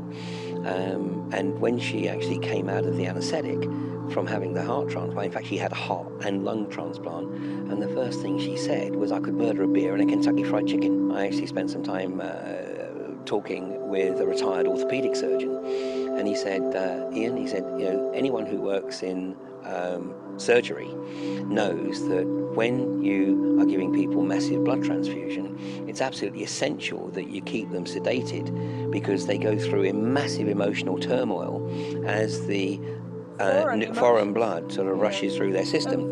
So the point of making this observation is that, you know, we need to unleash ourselves, untie ourselves from the bounds of orthodoxy, and be prepared to consider something that, you know, orthodoxy considers to be completely crazy, because they don't really know. So we know about the heart a lot more now, and it's not just for pumping blood, it's a whole issue that relates to things like compassion and consciousness and empathy. The cosmos is clever, the body is clever, and the more you learn, the more you realise just how clever the whole system is. As I'm treating with ozone, there's a very high probability that we're going to overcome the physical illness. So what I say to the person is, as you recover from this, you might want to start developing a new mindset now, because I can tell you your physical problems are going to ease. So that's not going to be in your life anymore. But if you've got the old mindset, well, what's going to stop it just coming back? So start now thinking about how you want to think about yourself, how you want to approach the world, and what your philosophy of life is going to be. Grow into your higher self. Become that for which you pray. People come and they expect a practitioner to cure them. The way I see it is that the body has an innate ability to heal itself given the right conditions. A lot of people are they're degenerating because of the system that we're in. And what I think that you're asking and what we're inquiring about is, how do we pick ourselves up and step out of that? And the first place to go is nutrition. Grow your own food, drink pure water, surround yourself with uplifting ideas and people, and get the issues and the tissues out. Our bodies are lodging all our history or her story in the very tissues of our body. And talking about them doesn't do it. You need to move that story, that energy in by deep breath work, by going out in nature and connecting.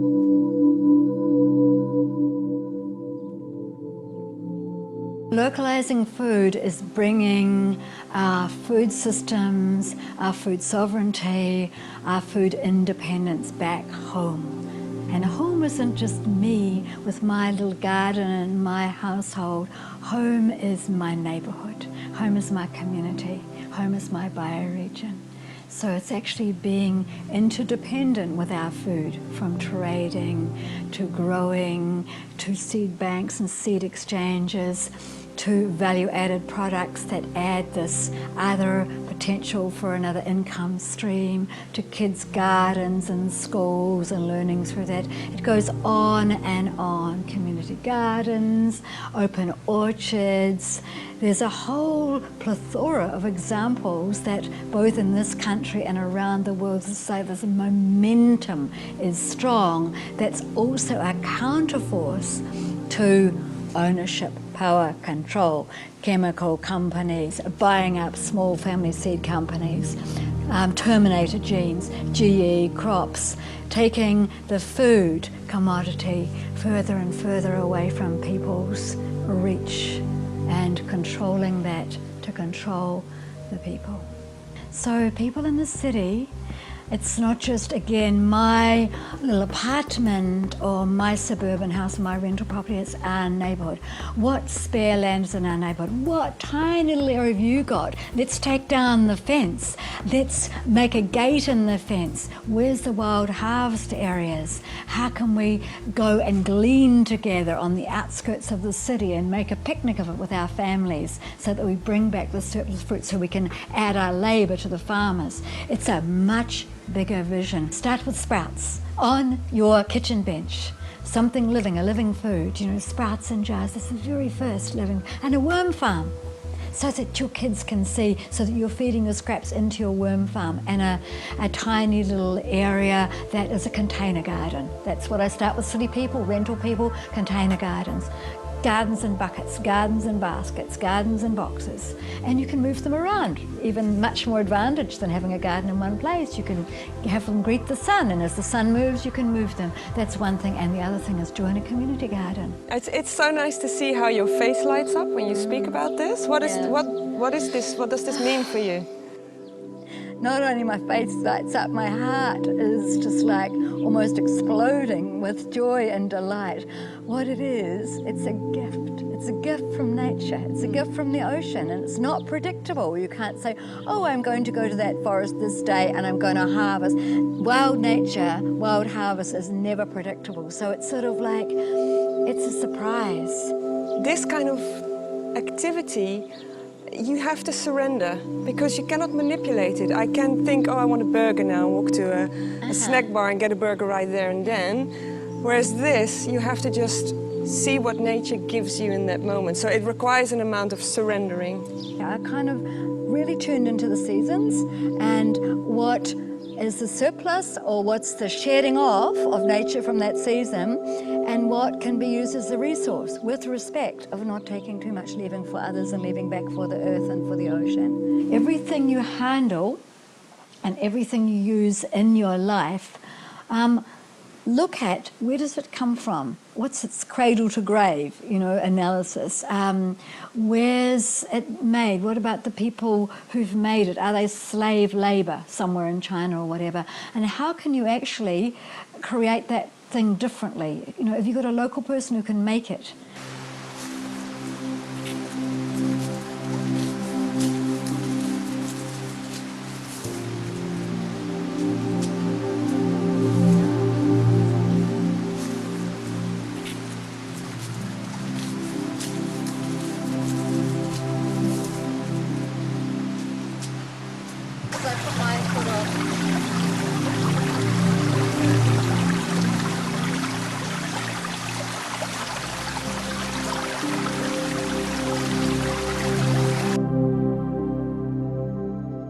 Welcome to Stream Song, name of my home.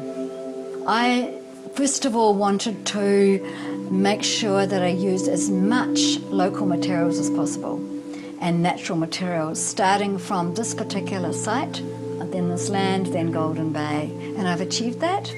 All of the clay in this home is excavated from these banks. All of the stones are from Golden Bay rivers and quarry. And all of the timber, which is structural timber, is from other farms, other forests in Golden Bay milled locally. Small, building small. So this is really like a sleep out in a way, but it's got an outdoor kitchen, and so it's fully in an outdoor shower, indoor-outdoor, sort of fully self-contained, really. I don't see how you'd need more. That's right. Visiting Robina has opened up a whole world for me. To be shown how easy it is for people to make small steps towards a life more in harmony with the natural ways. I decided to film some more people who can give me insight into more sustainable living solutions. We've been off the grid entirely the whole time we've been here for 24 years. And that's a journey. We've started with solar when it was really expensive. And now look at it, you know, anyone can do it. Well, all the rural people in this district take their water from either tanks or rivers. Yeah, we get it from a river. We planted too many fruit trees. We've got food forests here and we're oppressed by fruit. You know, there's so much fruit, but we give it to the birds in a way, but we also give it to our neighbours and we ask them to come up. And that is our solar water heater. And that is, well, Yvonne says that's the best purchase we ever made in our life, because it was $2,000, I think, at the time, quite expensive, but Oh, it's just been so good. It's a family size. We had solar for many years, and now for the last 6 or 8 years, this is a micro hydro. You can see the water coming out there. I built a nice housing for it. Creates electricity 24/7, all night long. It's absolutely revolutionised our lives, and I really recommend them. The water's then going into a purpose-built wetland, and you've got an ecology happening there. I can show you the piece here. This is the Rolls Royce. This is a really good model with really good bearings. Saying when I came here 24 years ago as a city boy, and I'd swapped my house that I bought when I was 19 in Hamilton, and then the land disparity values meant that I had this 400 acres, I had this river, I was here by myself, I didn't have a partner then, I was like, but I was ecstatic. I remember being on the stretch of river and just whooping for joy that I was in nature and I could have this place, not personally, but be a part of it. Life on the rock shows us how healthy our ecosystem is. It's a very good test. When you're near a river, pick up some rocks and look underneath them. These are the buckets that are part of our toilet system. What you've got there is shit. Yeah, this is what it becomes. With the sawdust organic matter, this is already nearly done, isn't it? Looks like proper soil. Yeah. And there's no smell. All the paper's gone, there's no smell. I mean, if you want, I'll hold it with my hand, you know, it's just like full of worms. I also decided to visit a lady called Daring Donna, who has introduced a very interesting gift economy initiative. We have created this amazing project called the Earth House, which we have been running now for a year. It's self-funding and self-resourced by a part of this amazing community in the faraway north called Beira. And there's a group of us that have got together and said, okay, how can we work together and create something that is organic, zero waste, alternative energy, based on gift, coming from the heart, love and action. And this is it, the Earth House. Yeah, to me the Earth House is, I mean, there's so many different aspects to it. We want to create something positive in the world. There's no sort of dwelling on all the crap that's going on out there and this and other thing. We're sort of focusing on what we're doing. It's very much a community-centred and based initiative. You know, a lot of the food is coming from our gardens, we're going for organics. We've got this wonderful cycle which goes, you know, all the waste from the kitchen goes into the compost goes onto the garden, and then the produce from the garden goes back into the kitchen. Rather than having a menu, we look at our gardens to see what's in there. So for instance, fresh feta, goat's feta, Janika makes that from the goats down the valley, carrots and beetroot all from the valley, carrot dip all from the valley, greenery from the people just out that's sitting out at the table, they grow all the greenery for us, corn brought in. Yeah, so the whole philosophy was let food be your medicine, because I just saw it there.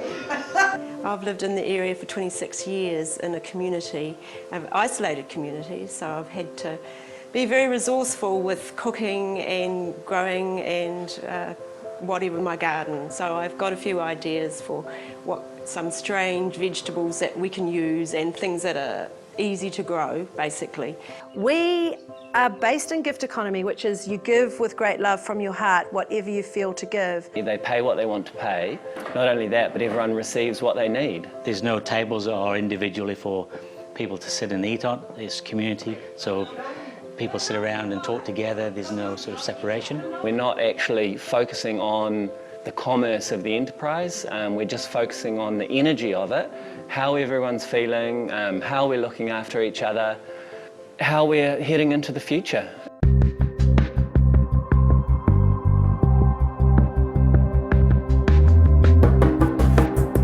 thought it was amazing to see all these projects, you know, to visit this small community here in Northland, New Zealand. I realized that it takes all sorts of people, basically. You know, some people are really drawn to being in the middle of nowhere, like up here.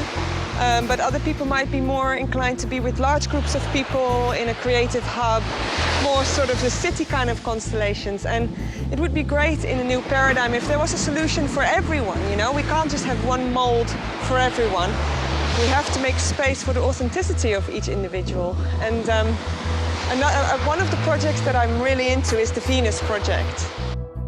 How long will it take to build these cities? I would say it would take about approximately 10 years to change the surface of the Earth with multiple jigs and giant machines, not bricklayers, plasterers, high-tech systems about 10 years. We've garden cities all over the world, but we'd have to level most of the old cities and mine them for steel, glass, whatever we can get from them. After we level the cities, we might keep a few cities as museum cities to show people what people used to live in, to show kids of the future what the world used to be, just as the pyramids would be preserved.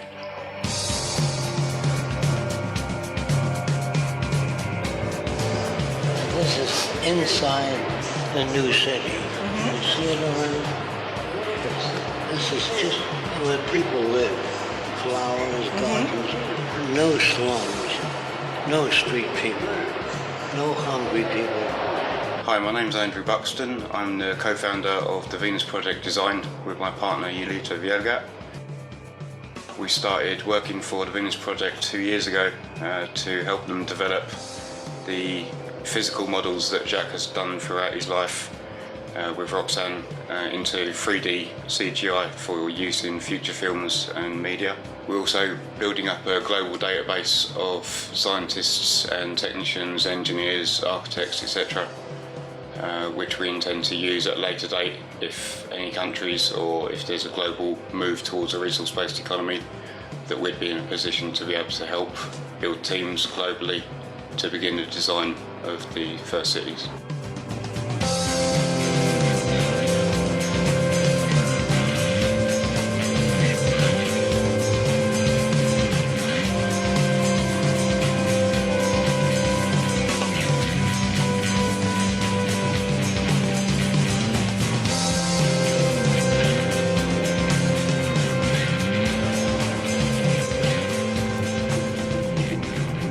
Based on sacred geometry or template reality, when nature's doing its thing, then the best or most economic way that nature combines units together is with 12 around the centre one. So this is some of these shapes based on the golden ratio, and which is the source of template reality. And what we're looking at or talking about before about the social structure in the 12 around 1. So we could grab one of these here, and we've got 12, I'm calling them 12 departments or 12 aspects of a community, and they just perfectly pack around a central hub like that.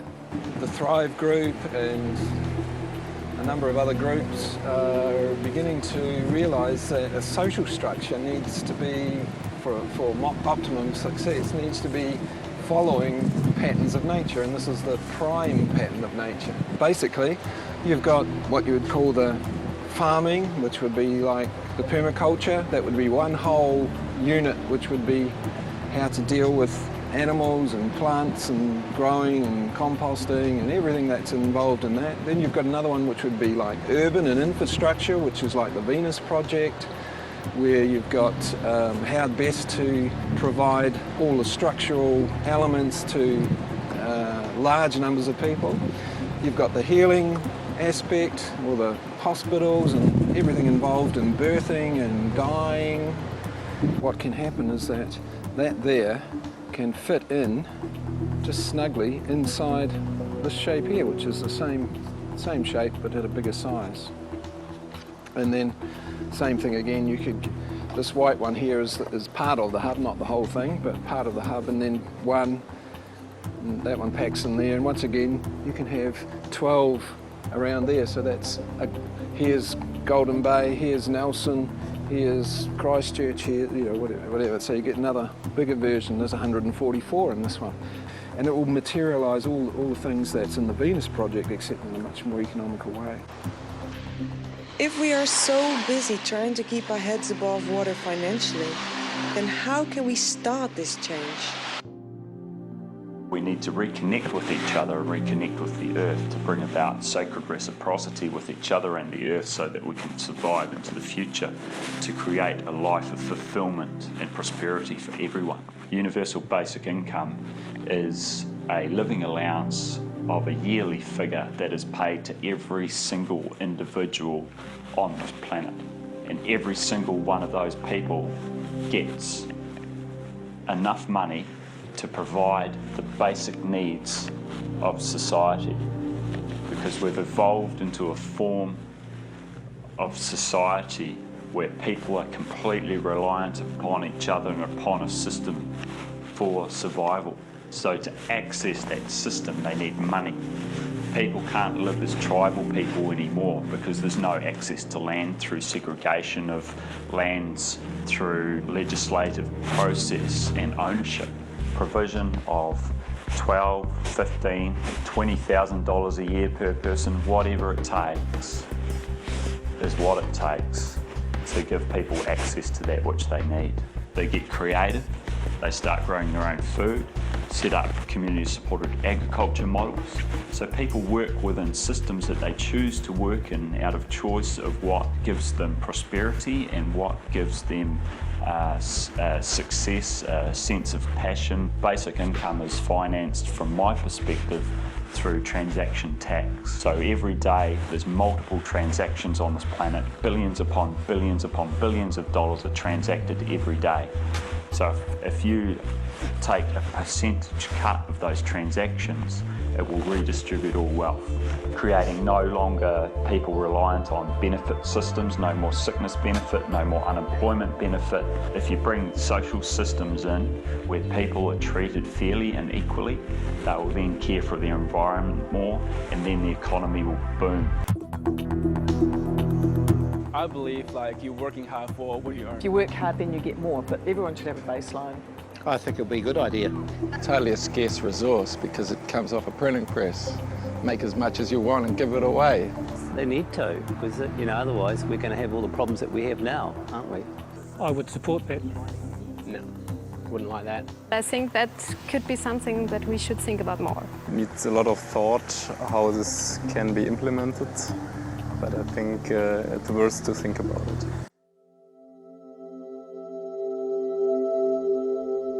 In the last 10, 20 years, so many really switched on young people have decided to incarnate, so that's a great sign. Whatever they're doing, you can teach what they need to learn through that medium. If they're building a hut, you can teach them maths, you can teach them about cultures, you can teach them English, you can teach them planning, resourcefulness. Yesterday, a few volunteers, pupils, were working on emptying old cardboard from a closet to the waste deposit downstairs. I asked the pupil, why is it in a separate container? And he didn't know. I said, try to figure out why that would be, because that is plastic and this is carton. Why is that separate? Yeah, recycling maybe. And then I said, okay, can you make a presentation? And he said, I have an iPad. So he started working on a Prezi, and there was some spelling mistakes in it. So he sat and I admired the Prezi and corrected the spelling mistakes. And they said, but you copy-pasted some information from Wikipedia, apparently, about how many, what is paper and what is carton, and it had to do with the weight of the paper. It was expressed in grams per square meter. I said, what is a square meter? And we tried to find tape so we could put a square meter. I said, what you have to do within your Prezi, make some calculation exercises for the older children. The pupil is teaching the younger ones, because he's quite old, he's 11, teaching the younger ones to in the whole arithmetic scene. If they're learning about those things in that way, then those things are meaningful. Whereas if they're sitting in the classroom and they're going 1 + 1 is 2, da da da. Look how parents teach their children, or teach their children, help their children master the world and imitate and copy that behavior much more than, okay, we don't wear shoes in here, so they slide through these nice long corridors. I say, first, I say to them, maybe that's nice to show on the game day, because apparently you're good at breakdancing, so start working on it. B, if somebody comes out, how would you react if you would collide? But if a child is running to his classroom, I'm glad.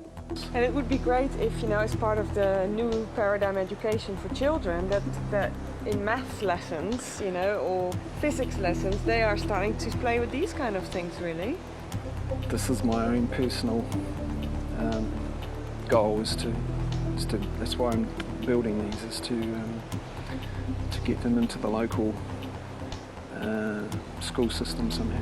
I'm going to say something very, very radical here. And I'm going to speak it out, how it is true for me.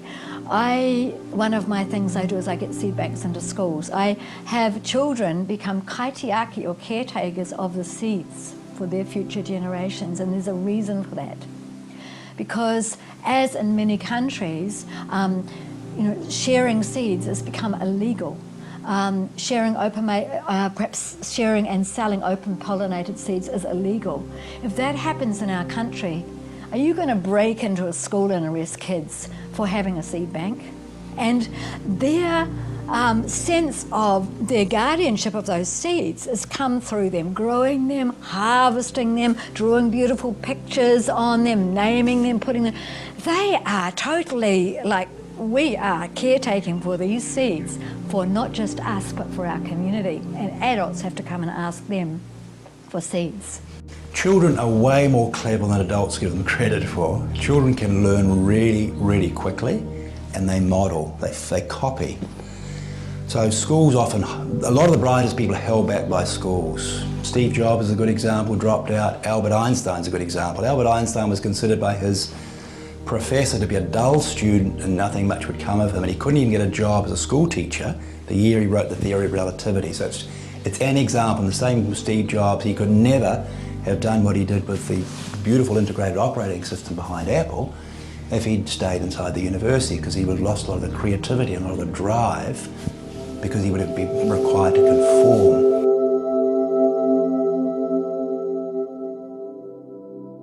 A bunch of templates, a bunch of blueprints, that everything else, including all the dimensions, all the consciousness, all the emotional realms, all the mental realms, everything is all constructed on these templates. So the universe is really a thought. Who did that? Well, that's the big question, where you put the question mark. You have collectives of consciousness, so humanity is a collective of consciousness. Eventually, humanity becomes what ends up being humanity, becomes a unified humanity. And that unified humanity joins together with other unified collectives. I'll use a famous term by the Ra channeling source, law of one. A soul memory complex is the way they term a whole society that's unified. So then you join with another whole society which is unified from somewhere else, and then you join together as collectives of them. And the creative potential of those is beyond any person's imagination, but eventually you create larger and larger, longer lasting scenarios. We're divine beings in physical manifestation. I believe this being Satan I've mentioned. Where does that word come from? Satan is an anagram of Sanat. Sanat Kumara. He's the oldest firstborn son of Brahma. This comes from the ancient Vedic knowledge. And Sananda Kumara is the secondborn. And if you fit that with the Judaic idea, Lucifer is the firstborn, Michael is the secondborn. It's the same story of the two brothers, the elder brother and the younger brother. So I believe that they create the spectrum of duality in which we grow and learn. We're tempted to be good by Michael, by Jesus. We're tempted to be bad by Lucifer, by Jehovah. And you know, neither one nor is good nor bad. It's like in Bali, they have the checkered white and black flag. Good and evil are a duality for learning, for progress. In the perverse occult belief system of those who think they're the rightful rulers of the planet, they do actually have to tell us what they're going to do. It doesn't mean to say they put it on the front page of the most sort of popular red top paper, but it means that somewhere out there, the script has to be available. And then it's up to the individuals whether or not they go seek it out. Wow, so it's to do almost with this free will thing. Yes. And that's what a gift. I like that. Oh, wow. Both shoulders. Wow. Part of the game here on planet Earth is free will, free choice. Yes. So they cannot push it upon us. We have to have known it before they do it, and then have consented by not stopping it. So the three most powerful tools that these entities have are all in our control. That is our apathy, our abdication, and our willful ignorance, cognitive dissonance. And in their belief system, the most powerful tool there is abdication, because abdication means that we've got a pretty good idea what it is they're going to do, and we choose, even though we know, to ignore it. Humanity is the hare sleeping under the tree, and the New World Order, or the conspiracy, if you want to call it, and the psychopath, the scumbags, are the tortoise, and they're nearly at the finish line. They've almost got everything that they need in order to dominate humanity forever in an irresistible global dictatorship. We've got all the mass surveillance, we've got all of that. I think it's wrong of any politician to take away the public's seat at the table of government and say, you'll simply have to trust us. And you know what? It's not in the public interest to know about these programs. Humanity's only just waking up under the tree and thinking, oh my God, I've better get a run on because that tortoise is going to reach the finish line. That's where we're at right now. We're really, really far behind, but we're moving really, really quickly. The New World Order is really far ahead, but their progress is slow, and their progress is getting slower and slower. They're having a tough time right now, the people who want to dumb us down and control and kill us. It's not going according to plan. You either have constructive wave interference or destructive wave interference. So destructive wave interference cancels itself out.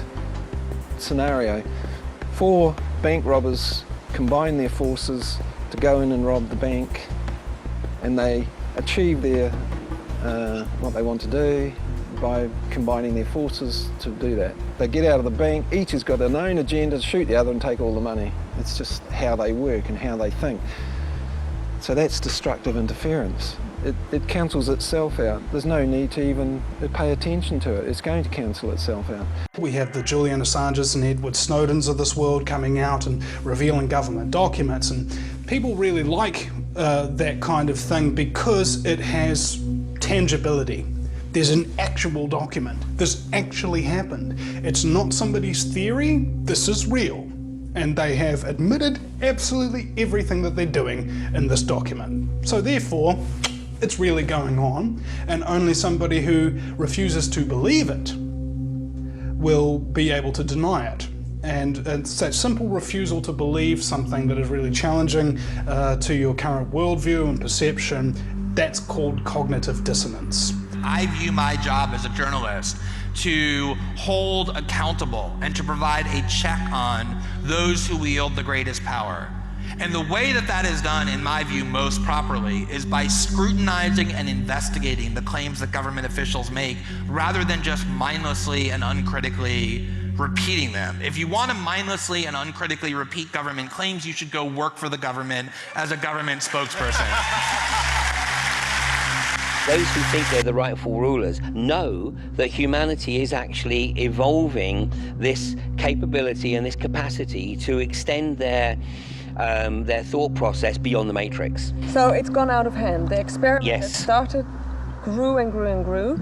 We've multiplied richly, and now we're evolving to a point that we're starting to remember who we actually are. So then the next step is those that think they're the rightful rulers are doing something to stop this. Well, they've been doing it for quite some time, but they've certainly accelerated the agenda greatly in the last 100+ years. People are waking up. The power of consciousness is huge. As soon as people realize that they have the power, then the rollback begins, and it has already begun. There's a huge pushback going all over the place in every possible dimension. And this is really exciting stuff. This is exciting. Yeah, I know. The unfolding universe is a real-time, self-consciously developing something or other. And so it wants to further that progress. So it creates fractal versions of itself, smaller ones, realizing that those versions of itself eventually form together in groups, and the potential that those groups can then put into practice is as yet unknown, and that creates more beauty, and so it goes on. So at some point in the past on these different planets and these different solar systems, there came a moment when there was an era which was like the era of decision making, and X number of people from each of those places decided to go towards a more positive evolution. Others decided to take a more negative tangent, and then a whole heap of them from each of these places didn't decide either positive or negative. So when they died, they had to or they were attracted to come to another place or another scenario which was just sort of setting up itself so they could re-experience that same sort of era or that same sort of pattern over so many thousands of years, and so they were attracted to come here and experience once again the opportunity to get to a point like 2012 where they could then once again make a decision whether they were going to choose negative future or positive future or not choose at all. And then if they died, then they go elsewhere and do the same thing again. This ball of clay, which is like, looks a little bit dry, but just look beyond it, represents the all that ever was, all that is, and all that ever will be.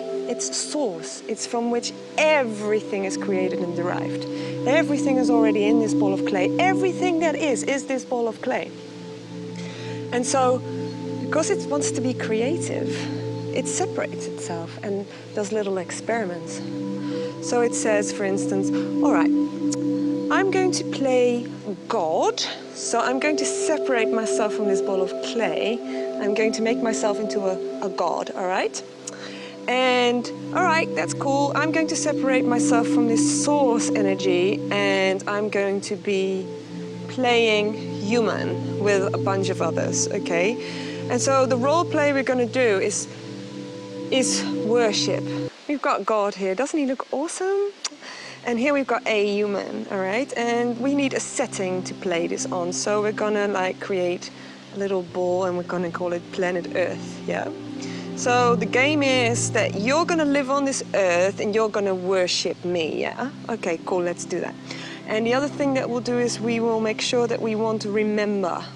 And the fun part of it is that not only do we experience this whole experience, but we have to go back to remembering slowly. That's what we're going to be doing. Okay, cool.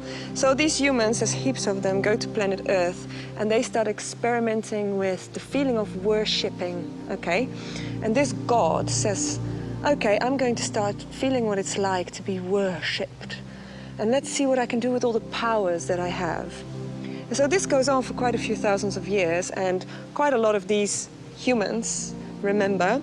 Quite a lot of them, it's been way too long to remember. They don't remember, they don't know anything anymore. They just walk through the planet and do their thing. Anyway, there comes a point where those that have remembered will go home, they go back to the ball of clay, and those that haven't remembered might one day remember and go back to the ball of clay. Anyway, there's an end to everything, right? Nothing lasts forever. So, God goes home, and little human goes home. And so they all merge again with the ball of clay. There comes a point where a new experiment is going to be done. I mean, there's always thousands and millions of experiments being done from the one source, where this little piece says, now I am going to play God. Now I want to know what it's like to play God. And another piece comes out and says, now I'm going to know this, all of us, we're going to be humans now.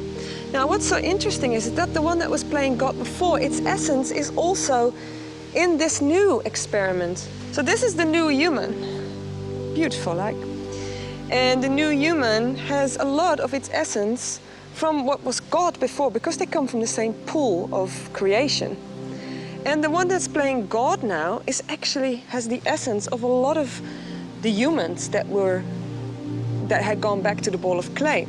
So at the end of the day, we are all from the same source. That means that God is God, but it means you are God too. That means planet Earth is God. It means you are God. It means I am God. It means the grass is God. The tree is. Everything that you can see around you. And so I'm making this film, right? And the reason why I'm going off on this massive tangent here is because at the end of the day, when we remember that we come from the same source, and we remember that it's all a temporary expression, an experiment, then we know that we are all God. And that's really hard for a lot of people to realize. It's so hard, in fact, that we kind of don't want to know.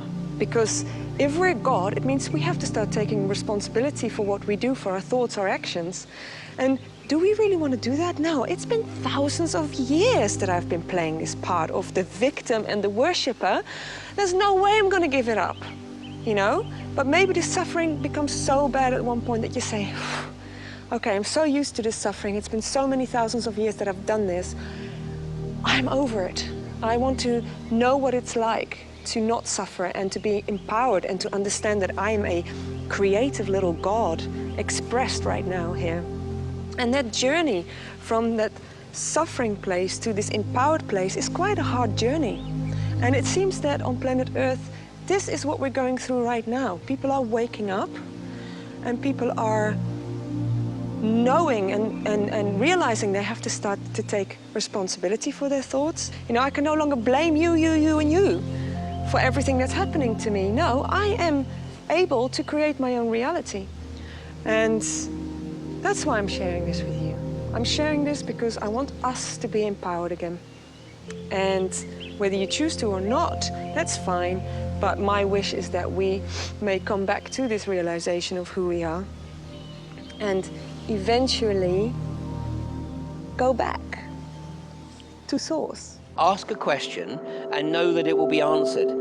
You know, but you have to release. You can't just say, well, hang on, here's the question. Well, give me the answer, I want it right now. You have to ask the question and then just let it go. We're at a point of conscious evolution at a level never been seen before. You know, we are in a unique period right now. It's almost like the evolutionary process has accelerated exponentially in the last few years. The frequency of the Earth itself, in the solar system, but the Earth itself is moving to a higher frequency. And those that are attracted here from now on have to have a higher frequency than those that could come here before. There is no point where humanity and each individual isn't peaking on their spiritual path. They always are. So we're exactly where we're meant to be. How can I take a chip off that block, take a chisel to it, knock off a piece, and be able to carry that one little piece? If you stand up and want to be active, it's fantastic because you can actually have a national voice. You know, you can become powerful just through your own motivation. And that's what we're doing in this district, and that's what that Earth House is on the way to becoming, a very strong player. Nobody can do everything, but everybody can do something. I don't have the power to punish the powerful. But you have the power to play your card.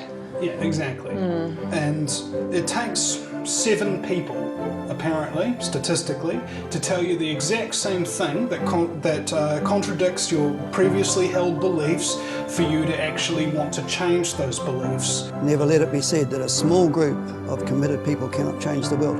In fact, it's the only thing that ever has. We've got to be guardians of our world. What it takes is me to step, you to step, you to step beyond your little world, your needs-based me, give me mine gratification and make a contribution. Whatever is your passion. Don't be afraid. Don't be afraid. Follow your truth. I think there's like even a chance of making a difference in this world. Okay, so my answer to that question is everyone's making a difference. Every single person on the planet's making a difference. It just depends on what you choose to do. I chose this medium.